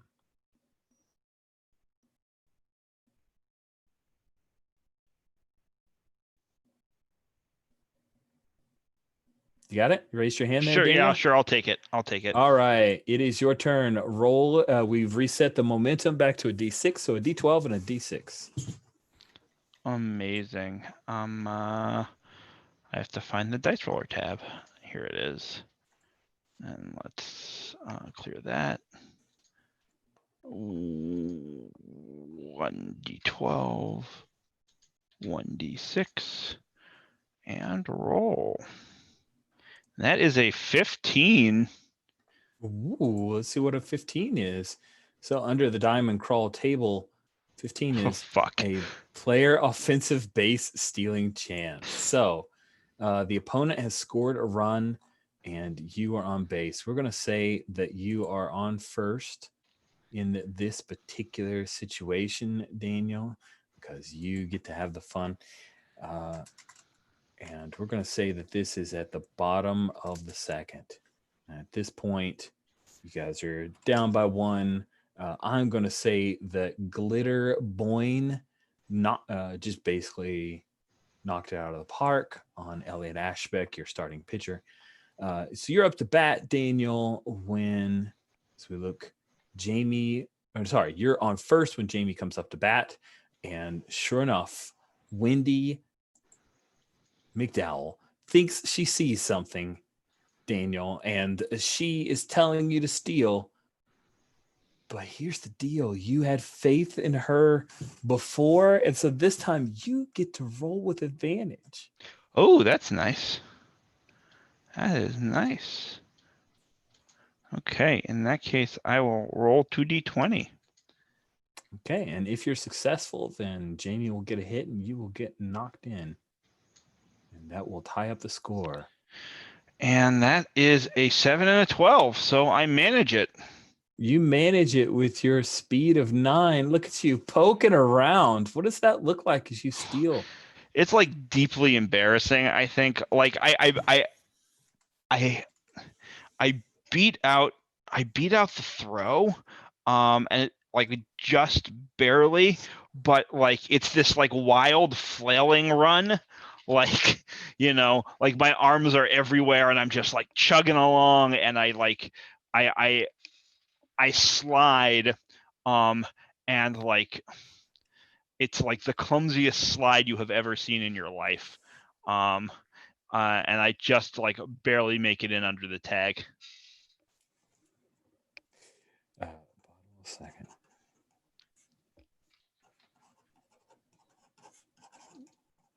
Two stolen bases in 2 games. Yep. Not what you expect from Daniel Nixon. Sweet. So, Jamie, you bring him around and you guys score. And when we come to the top of the 4th, score is tied. Daniel, who would you like to roll the second diamond crawl table roll? Let's send it to Jamie. All right. A D6 and a D12 for you, Jamie. All right, here we go, folks. 1d6, 1d12, a 5 and a 6. All right. 5 and a 6 makes an 11. Oh, my goodness. It's another defensive highlight opportunity. So with a defensive highlight opportunity, the score is no score has happened at this point. We are going to say that the defensive highlight opportunity with you as the shortstop is you got to turn it a nice double play. Yeah. So we'll say that there's one out. Yeah. Can I toss her a teamwork die? You sure can, which means that you'll be rolling a D20 alongside her. I'll be rolling so Jamie, two D20. Oh, that's right. You get to double up. So your second baseman, Matt Batten, catches a hot grounder, and Buddy Reed is on first. He is headed to second base. There's one out, and we're going to say that this is the top of the 5th. So you've got 2 options. Do you want to make a showy defensive play, or do you want to just roll fielding and turn the double play?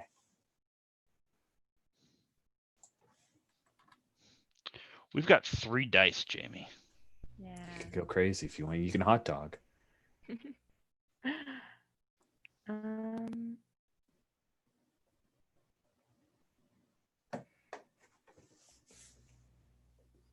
So I would be rolling fielding, right?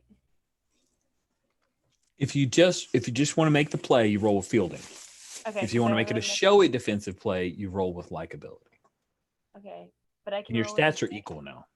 I can roll with advantage when testing fielding for a gutsy or astounding play, but then I'll have to roll injury dice.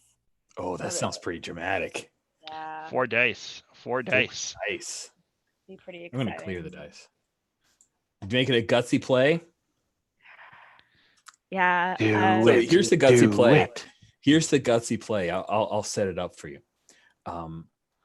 Buddy Reed, when he comes in to slide, he slides on his butt and he throws his right ankle spikes high. He's coming at your shin. Son of a That bitch. is the gutsy play. That Yeah. motherfucker. It is obvious that you guys have some like beef with the dog boys. So that's your gutsy play. Go ahead. You're going to re-rolling 2d20. Daniel, you're also rolling 2d20. Now, let me tell you a little thing. This is a highlight opportunity. And if you roll at something better than 10 under your thing, like if you roll a 1, 2, or 1 or 2, basically, right? Because you got to roll 1, 2, or 3, 10 under. Then that is pretty significant, and we'll talk about that in just a little bit. It'll be on your scouting report.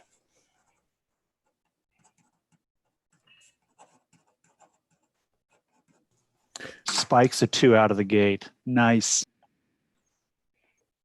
And then Daniel, you want to roll your 2Ds? I guess, but I'm not gonna. Hold on, where's the die roller every time? I'm just gonna re-roll those 2. Is that cool? Sure. You'll we've only got a make them 2. worse. We got a 2, and those are 5 also and a both. 10. But the 5 2 and a does 10. it. Yep, the 2 does it. So you got a 1, a mark on your scouting report for that.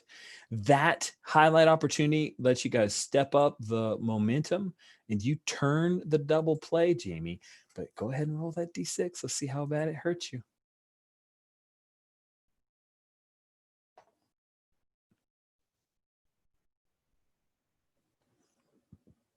Oh, snap. Is it a 5? So my hit die is pretty low. I'm like at 3 at this point.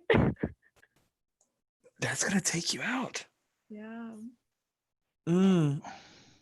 Oh, goodness. Yeah, I think what it does is when he spikes you in the shin, you pull off the play. But Josie, when you look over to, give Jamie a thumbs up, you see she's laying there and her shin is bleeding because this guy had metal spikes and he tore your shin up. Parents are doing earmuffs along the first base side over the dugout as they hear what I'm screaming as I run over to second. Buddy Reed pops up and he starts jogging back towards the dugout. And that ends the inning. But yeah, you're going to come out of the game. So, Laura, would you like to help me play test my pitcher rules that someone else wrote for me that I really like? Sure. Cool. We'll let you heal up and bring Jamie back in next game session. But if you're cool with it, I'd love to have you try out the pitcher. So we're going to continue with the diamond crawl roll for now, but you'll be a relief pitcher coming in to the game. And I'll go over the rules, but if you want to start rolling your 3d6 down the line for your stats, I would appreciate it if you could. And I'll go ahead and clear dice so you can get to work on that. And you just finished your die roll. So Jamie has gone, which means it's Josie's turn. And we've gotten through 6 innings. I'm going to say that we got a couple hits each. And let's go ahead and have Josie roll the opposition half inning, D8 plus a D12, because the successful highlight got a momentum step up. So D8 and a D12. Okay. Josie. And then Laura, if you could hold up on rolling for a moment while I roll. Let me know when you finished a roll. You're good. Okay. D8 plus D12.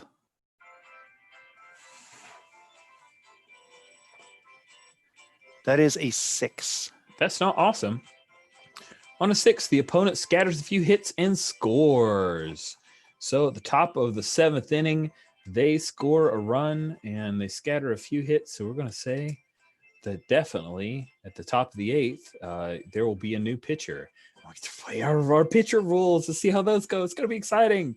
Because you've gone now, Josie, who do you want to go next? You want? Let's go with Daniel to give Jamie a chance. All right, sounds good. Finish rolling up. All right, Daniel. Let's do some stuff here. So hold on just a second here.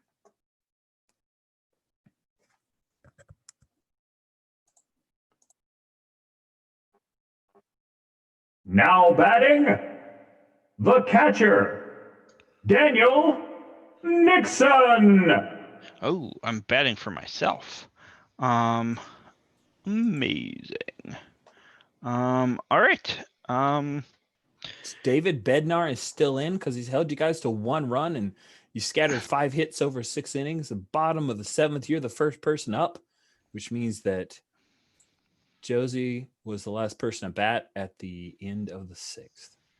Yeah, so I'm gonna start out just by hitting where it ain't. All right.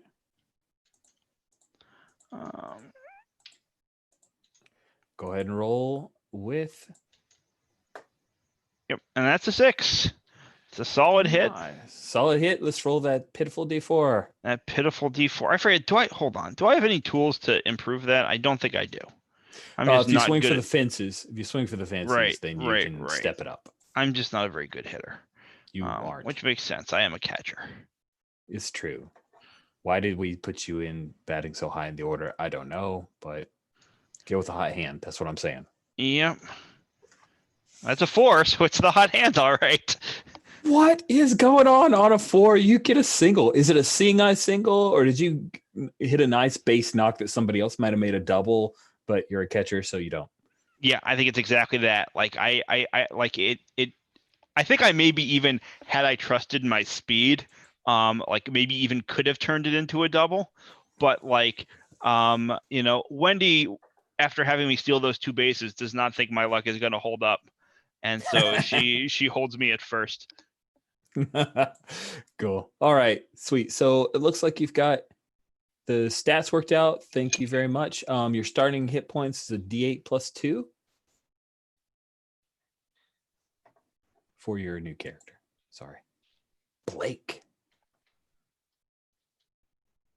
1. Okay, you are not very healthy.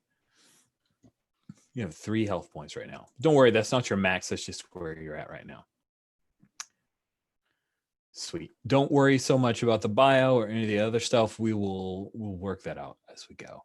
I'm just throwing you in. So let's go ahead and have so we spaced around. We had to bring somebody in for Josie, or for Jamie. So Jamie would have been up to bat next, but now it is Hudson Potts. There we go. Someone's got to tell Hudson. See? Because here's what happens. Here's what happened, right? When that went on, he ran out. He charged the field. We didn't even say that. We didn't see it, but he charged the field all angry and stuff and tried to start a fight, but then got held back. So now Hudson Potts, who, by the way, is terrible at his job, he is up to bat. Roll a D8, Laura, for Hudson Potts as he comes up to bat. You are going to need a 6 or better on that D8.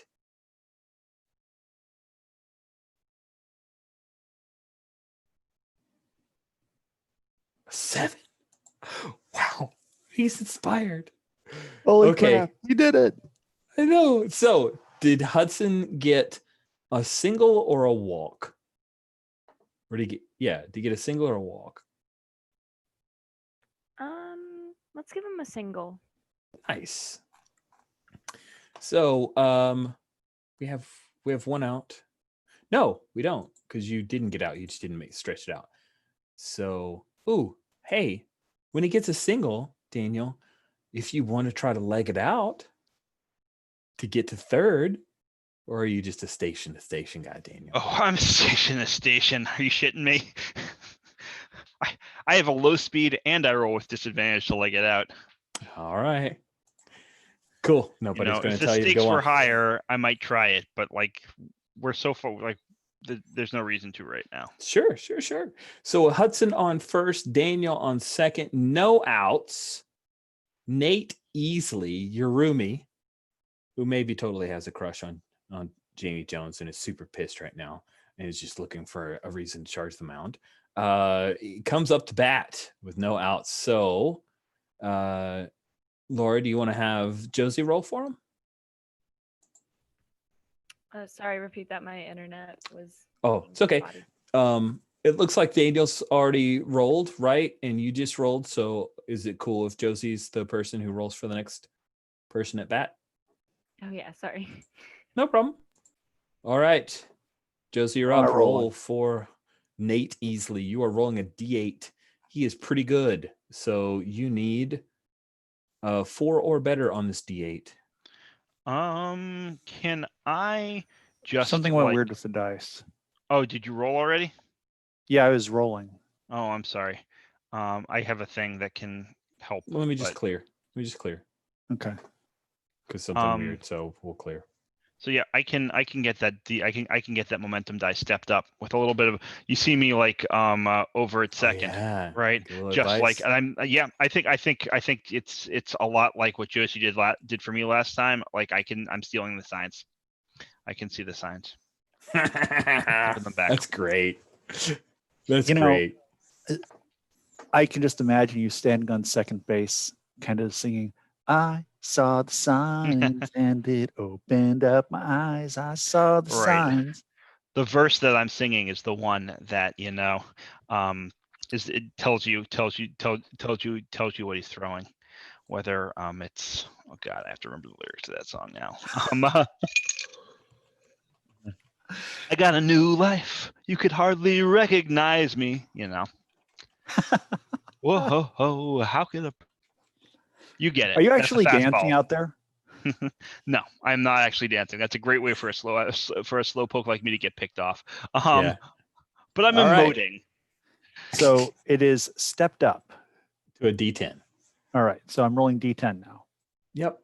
You still want a 4 or better.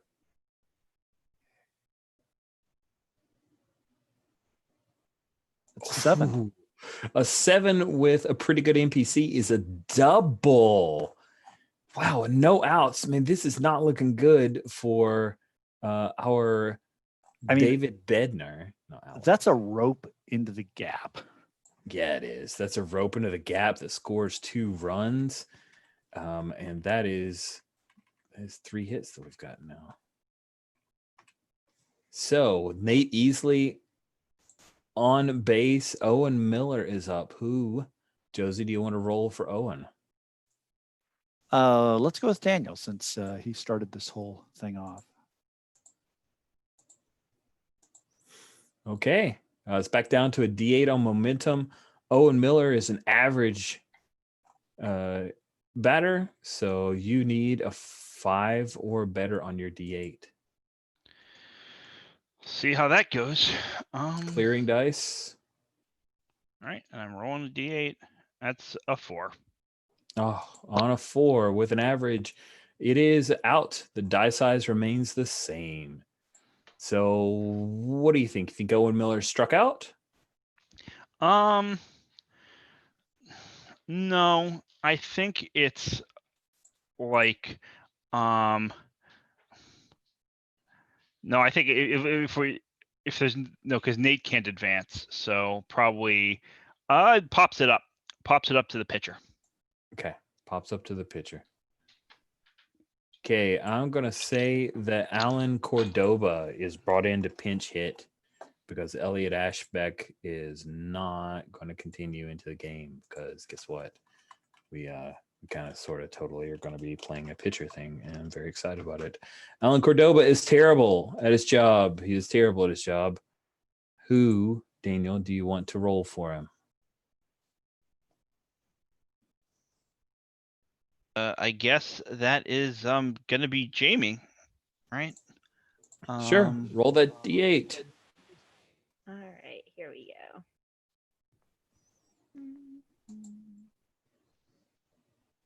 A 7? Yep. A terrible NPC with a 7 actually gets a single or a walk. Yeah. So if it's a walk, he'll just be on base. If it's a single, then Nate will be on third. What would you prefer? Let's have a single. Okay. So we'll stick Nate over here. This is getting crazy, guys. Noah Betts comes up to bat. If we hear Careless Whisper, and he steps out and goes through his entire routine. Jamie, Daniel's already gone, so you okay with Josie rolls for him? All right. Josie, you're up to roll a D8 for your pretty good Noah Betts. Daniel, did you want to try to step it up, or is that only once per inning? Only once per inning. All righty. So D8 it is. Yep. Clear these.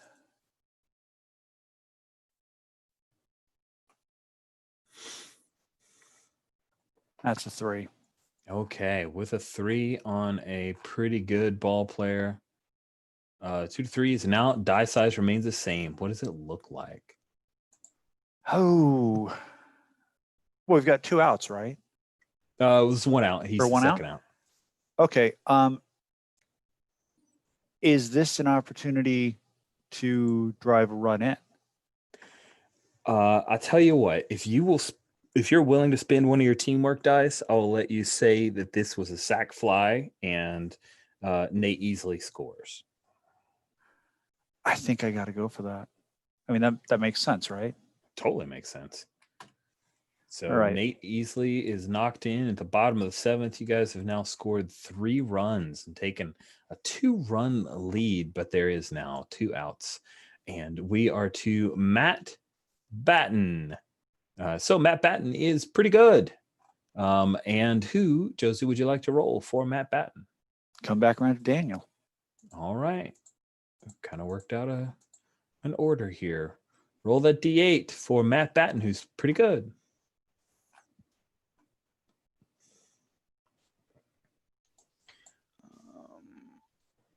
One D8. Yep. Submit. That's a 5. Pretty good batter. That's something, right? A walk, a single. It's a single or a walk. Yeah, and I think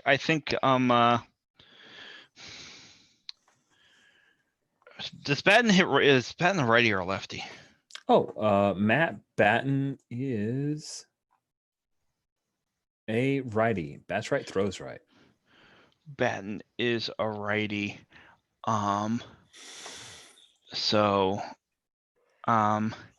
Yeah, I think I don't know why I asked that question. I think what happens is the shortstop is playing a little bit over. It's not like a full shift, but it's playing a little bit closer to second.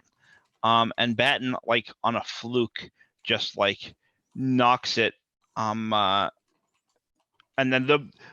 just like knocks it right through that gap. Nice. Knocks it through the gap. We're going to say that Cordoba, our terrible player, ends up on third, and Matt Batten is on second. Jorge Oña, who is average, comes up to bat. And it sounds like it would be Jamie's turn. So, Laura, go ahead and roll a D8 for Jorge Oña.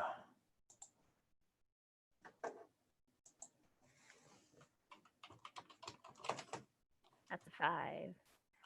All right. On an average, 5's a walker hit by pitch. I think that Jorge squeezes out a walk. And now, with the bases loaded,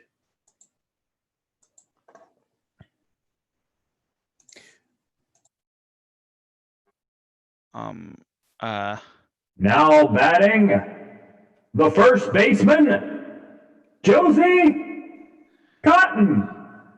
I would offer teamwork die, but I already did. So if Jamie or Blake wants to offer one, I will not stand in the Ooh, way. But otherwise, I'm happy Jamie to. offering it from the bench in the dugout, that would be Yeah, awesome. I think like injured Jamie is pretty sweet idea. I think you've got like they've wrapped up your leg and I'm Yeah, probably still seething. Yeah, no, I think that Jamie's gonna like kind of hobble over to you. Give him hell. Don't let me go out this way. If I could be out there, I would. You got to play for both of us now. And I'm pretty sure that with that, I just unleash a full-on Conan the Barbarian scream, break a bat over my helmet, and grab another one and stalk out to home plate. sweet. And I imagine that Collie Billings, our Batgirl, is like, we lose so many bats because of her. I have to fill out the forms. Okay, so you're rolling a d20. Do you want to swing for the fences, or just All go right. ahead? Let's see what or we got. what? Because we're not behind, so I can't. So I'll be rolling with disadvantage. Correct. Oh, I just realized that with the likability roll, I didn't roll with advantage. I Oh, was talking to Randy. Oh well. I think I want to go ahead and roll with advantage at bat this time. okay. So if you Um, swing for the fences, that cancels it out, and you're just rolling your regular d20. That makes sense? Yeah, but I'm also getting advantage from Jamie. Jamie spent the thing, so that gives you roll advantage. Yes, sorry. I didn't. Okay. Correct. What the hell? Why not swing for the fences? Love it. I mean, if ever there was a time, this is the time, right? All right. Now, do you want me to roll both d20, or do you want me to roll one and Jamie to roll one? I think Jamie should roll one. Okay. I like it when you each get to roll one. Okay. I will toss out my 1d20 then. That's a 19. Oh man, you better hope on this help. It all comes down to this. Oh, 3! Oh my goodness, that's even like that's a scouting report for you. That is sweet. So, does anybody in the outfield have a chance of catching this? I mean, does anybody in the bleachers have a chance, rather? Or is this thing just completely out of the park? Well, we have to roll the hit die to see. Oh, you get to roll a d12. It's a solid knock, but it could be right at somebody. You know, that's the thing. Is we hear the Crack and bat, and it is sailing. With this, roll that d12 and see where it goes. All right. And there's nothing I can do with advantage here? There's nothing I can do with any of my stats or abilities? There is. Can you well, hold on? Can you teamwork with the hit die? I can't remember if I ruled that you could or couldn't. Sorry.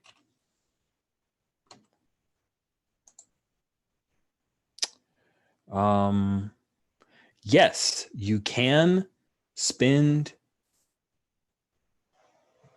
Yes, if it's okay. So if it's another ball player character with helping out the teamwork die, you can use it for a stat test or the momentum die or the hit die if that's the roll at hand. Yeah, so I am like up on the steps of the dugout. I think it's like when the ball hits the bat and like you can see that it's like well hit hard. I'm just like go, go, go, go, go. Don't look, go. All right, let me roll d12. And then you also get to roll a d12, I Daniel. will also roll a d12. Is that D12 or D20? That's a That's a d20. d20. You didn't want to roll a 3 anyway. I mean, let's be honest. All right. I think I've got it in the proper. That's a 10. What did Daniel get? Because I don't think it matters, but I still want to know. A 5. That 10 is Okay. much better. Yeah, that 10 is way better. So on a PC battle results, a 10 it's a home run. This is a grand slam. What does that look like, Jesse? What does this grand slam look like? I think as I hit the ball, the bat explodes. Sweet. And I'm not even looking at the fences. I'm doing the home run trot. I'm not doing the Kirk Gibson pounding my fist thing. Mm-hmm. It is purposeful. And as I'm coming down the third base line to home, I don't stop for high fives or fist bumps or anything like that. I go to home plate. I pick up the splinters of the bat. I hand them to the catcher and say, give these to Reed. He'll know where to put them. Nice. And then I start high-fiving everybody. Nice. And they take out Bednard. That's it. He's done. He's sent to the showers. There's a break for a bit there as Jason Jester, who evidently is the mop-up pitcher at this point, he has to warm up. And then with clear bases and 2 outs, can't believe it, you guys. Now batting, the catcher, Daniel Nixon. Yeah, I think when I get up to the plate, I think I say to Rivas, I'm like, I don't think I've ever batted twice in an inning before. Yeah. It's his whole interesting. Yeah. This is interesting. Let's see how it goes. Let's see how it goes. So Who's I'm saying all of that to Rivas. That's great. Rivas is like, who's their new pitcher?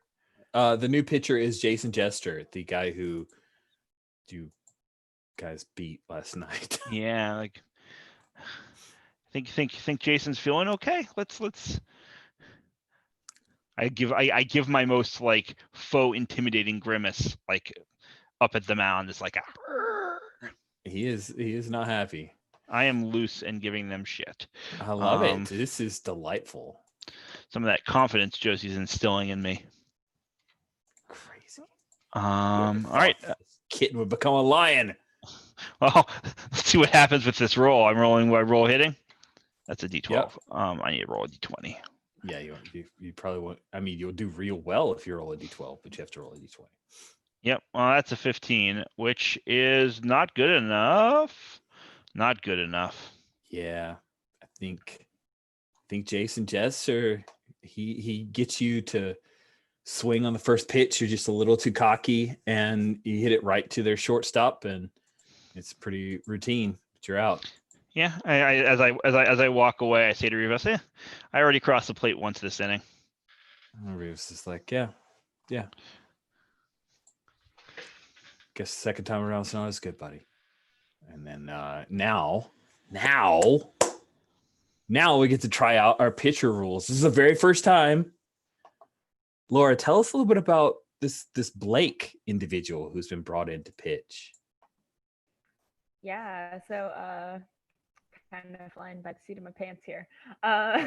It's great. You're doing great. Don't worry about it. Yeah, so this is Blake, no last name currently. 20 years old, 6'5", so he is a tall sir. Mm-hmm. He throws left, can bat either right or left. Ooh, seems nice. like a pretty affable gentleman. Yeah, I think that he was he's a fairly novice player. Like he came to the game early, and then or not early, late.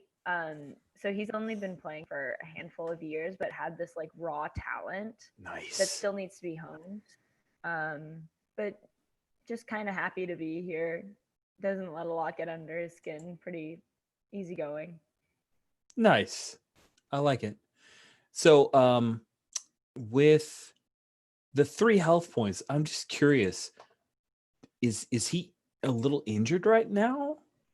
Or did he just get over some kind of like bad cold? Or what? Why do you think he's only got 3 health points right now? That he's a little I think hurt. he's recovering from a rotator cuff injury still. Like it's been a couple months, but like Oh man! So he's forever.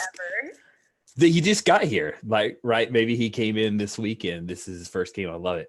So at the start of every diamond, the pitcher, if you're in the game, you can make a pitching check by rolling against your fielding stat.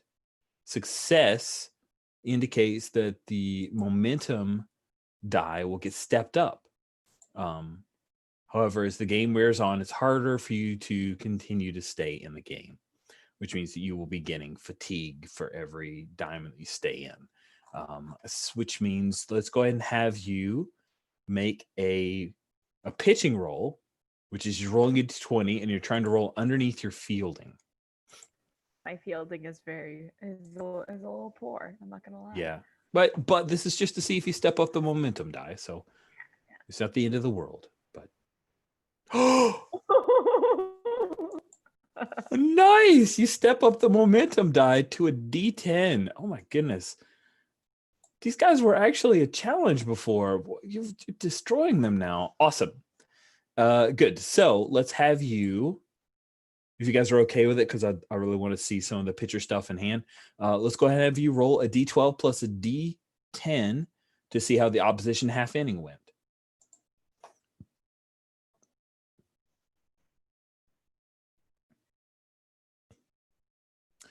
Uh, 5 and 7 is a 12. So player defensive opportunity to stop a run. Yeah, I think it's gonna be a real hot shot. Like it's coming right back at you. 2 outs, and I'm gonna say that Kyle Glitterboyne hits a hot shot straight back at your head, Blake. You're gonna need to make a fielding check. But remember, if people want to use teamwork dice to try to help you out, then you can roll with advantage. If you're successful, then you guys will get out of the top of the 8th without giving up any hits or any runs. I've got some teamwork die. All right. Dice, I should say. Oh, well, beautiful. Both of you roll a d20. Hopefully one of you will roll underneath that 8. Nope.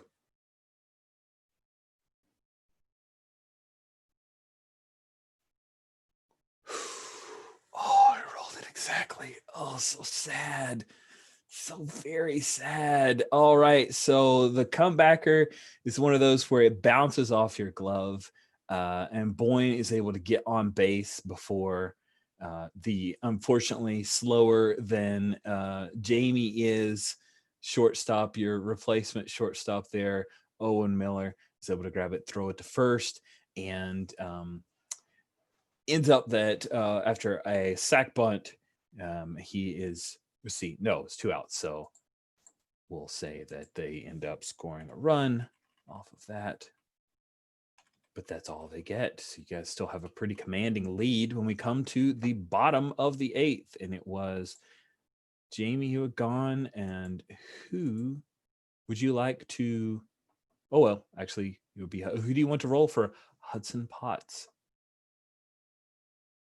I'm saying Jamie, but I mean Blake. Okay. Daniel, why don't you give it a roll? Oh, that means I can't step it up for him. Or can I? Can I step it up when I'm rolling it? Well, I mean, you're rolling it for someone else, so sure. Yeah, just because he's terrible, and it's helpful to step up dice for terrible hitters. To a D12, yeah. Yeah, Yeah. Yeah. So I think what do I do? I think it's just like I remind him of his last at bat, and how shitty he felt coming into just like how should see, you thought this game wasn't going to go your way, and don't get me wrong, sucks for Jones, but she'll be back. She'll be back in later this week, and we'll get Reed will get his, and meanwhile, this is your chance to show everyone you still got it. So let's do it. Okay, I could do this. All right, roll a d12 for him. Uh-huh. Good odds of doing pretty well. Mm-hmm. An 8 for a terrible hitter. An 8 on a terrible hitter is a single or a walk. There we go. And yeah, this time he doesn't take the bat off his shoulder, and he walks on 6 pitches. Perfect. Nate easily comes up to bat. Who do you want to roll for him, Daniel? Josie? All right, Josie, you're up. You're rolling a d10 for the pretty good ball player, Nate Easley. Well, that's after I was up on the edge of the dugout clapping and yelling, "Good plate discipline, Rudy. Good plate discipline." He just nods. He's into it. He'll take any snatch at glory that he can get, especially from the grand slam hitting Josie. Go ahead and roll that d10 for Nate Easley. All righty. That's a 10. Holy crap. So for a pretty good ball player, that is a home run. And wow. So with Pops that has home scored run, 2 runs. Here's what we're going to do. Looking at time, we're going to mercy rule this out.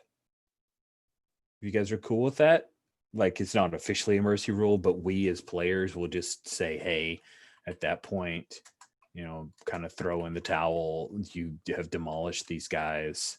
10-3 is the final score. And that is pretty amazing. Wow. Home run by Nate Easley. But the player of the game is definitely Josie Cotton. And you guys destroy the Riften Dog Boys in a thrubbing they will not soon forget. With that, we will bring the game part to a close, and I would like to save the last few minutes to do our bits of feedback here. Oof, that hat got really hot tonight. Didn't last week. Oh, it's not as hot. Whew. All right. Wow, you guys were awesome. That was a very different game than last session. Didn't get to see a whole lot of fatigue, but we got to see a glimpse of the pitcher. Thank you so much, Laura, for jumping in and helping me play test the pitcher. That means a lot to me. Like, that's a thing that I've wanted to play test ever since Cat Ramen said, hey, Rich, here's a pitcher. You've been afraid to make a pitcher. I made one because there should be one. And that was awesome. So let's do some stars and wishes. We will start with wishes because I like to end with stars in the sky because it's late. Who would like to go first with wishes? All right, go for it. Jesse? I have one very distinct wish, which is more pitching. I want to see more pitching next session. However, we can manage to do it. I'm super excited about it. I thought that was really cool. I want to see how it stretches out. Me too. Cool. Thank you very much, Jesse. Who'd like to go next? I mean, I can, but I basically just have the same wish. Okay, well, you went. Ditto. And Laura, what about you? What wishes did you have? Yeah, I kind of just want to play with the pitcher a little bit. Hopefully see Jamie back in action, but absolutely. I want to push out Blake a little bit. Cool. That's fun. I really love the character you whipped together. Really, really neat. So because we do this in snake order, the person who did the wishes last gets to go first for stars. What stars would you like to hand out, Laura? I mean, I just had a really fun time tonight. So stars to everyone. Puckett, thank you for framing that one scene with that 5:45 a.m. wake up. I thought that was a lot of fun. I think we got to see I think we really got to see what kind of players each one of our characters really are, and I thought that was a lot of fun.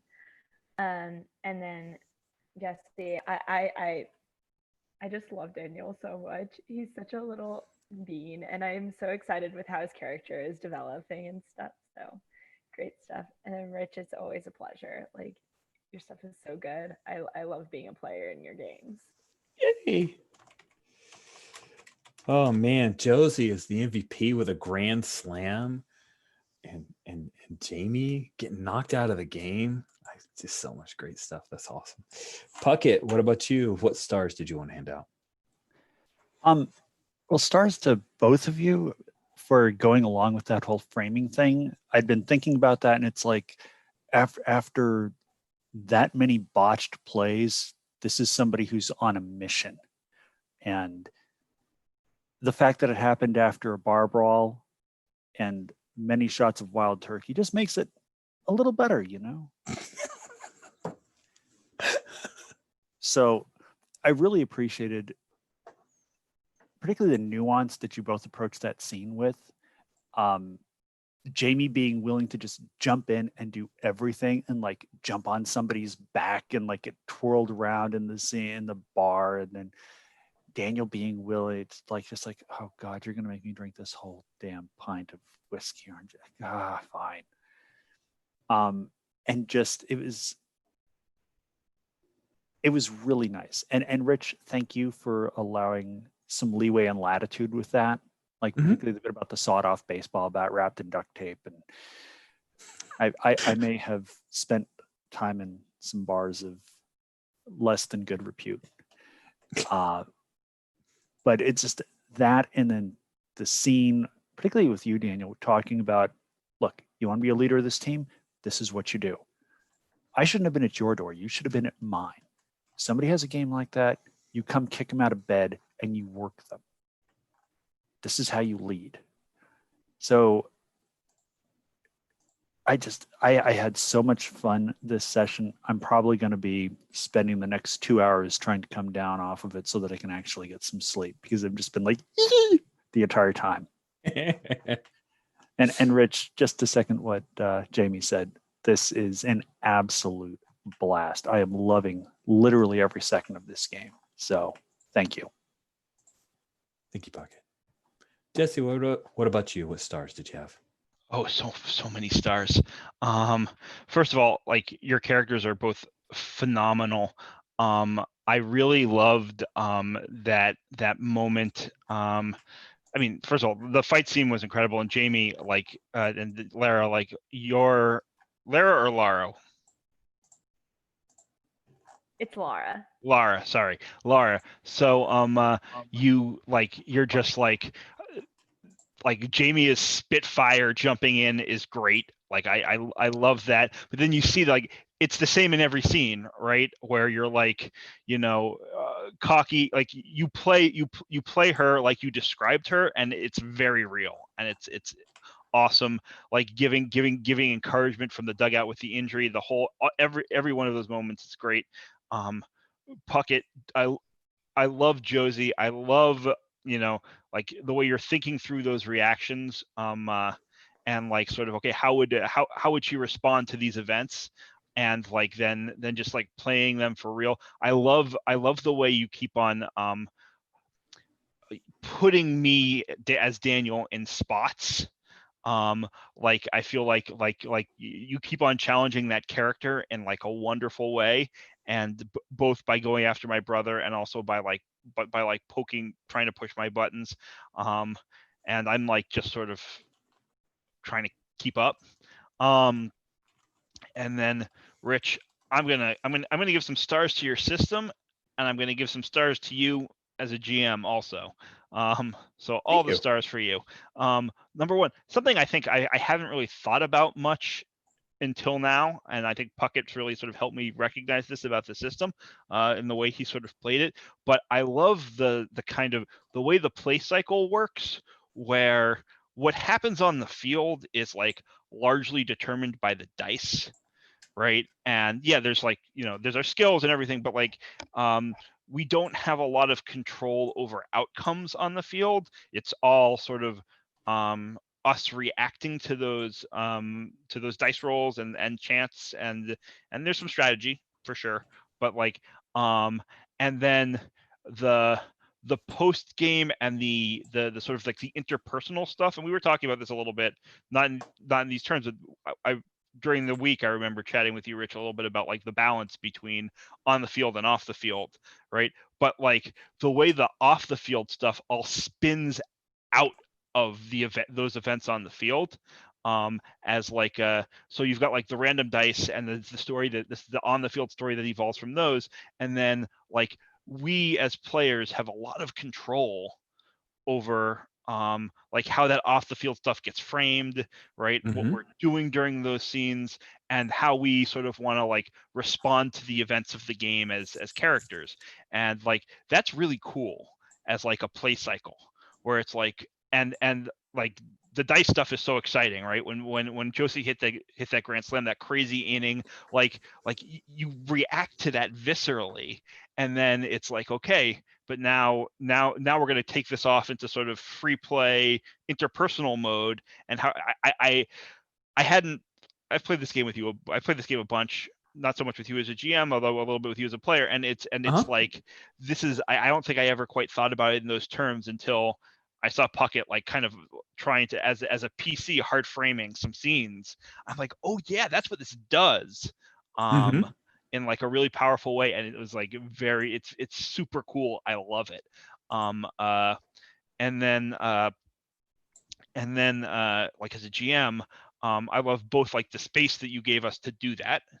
First of all, like I think that like between the lengthy scene in the bar and the sort of a little bit more time for that morning scene, like we didn't have quite as much time for this game as I think we otherwise would have.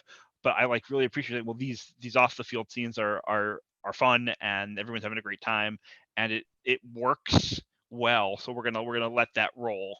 So like I appreciate you giving me that space, and of course like the little character moments that you give us the opportunity to as well on the characters that you're playing, whether it's my conversation with my brother, whether it's like bringing the team into like putting yes, like Puckett hard framed a couple scenes, and then you brought the NPCs in to like really make them like make those scenes shine and work. And like this game is so fucking good. I love this game. And I love it. I love it when you run. So thank you. Oh, thank you. This was delightful. My only wish is that Jamie L can join us next week as we continue this. You all were wonderful, and wow, I really expected this to be a closer game. You demolished those guys. It was great. And the last thing I'll give you before we stop the stream is to show you who your opponents will be. The Innsmouth Old Ones. I love them. They're baby. So you'll be traveling to Innsmouth to play against the Old Ones. That's right. So that'll be the thing. Yep.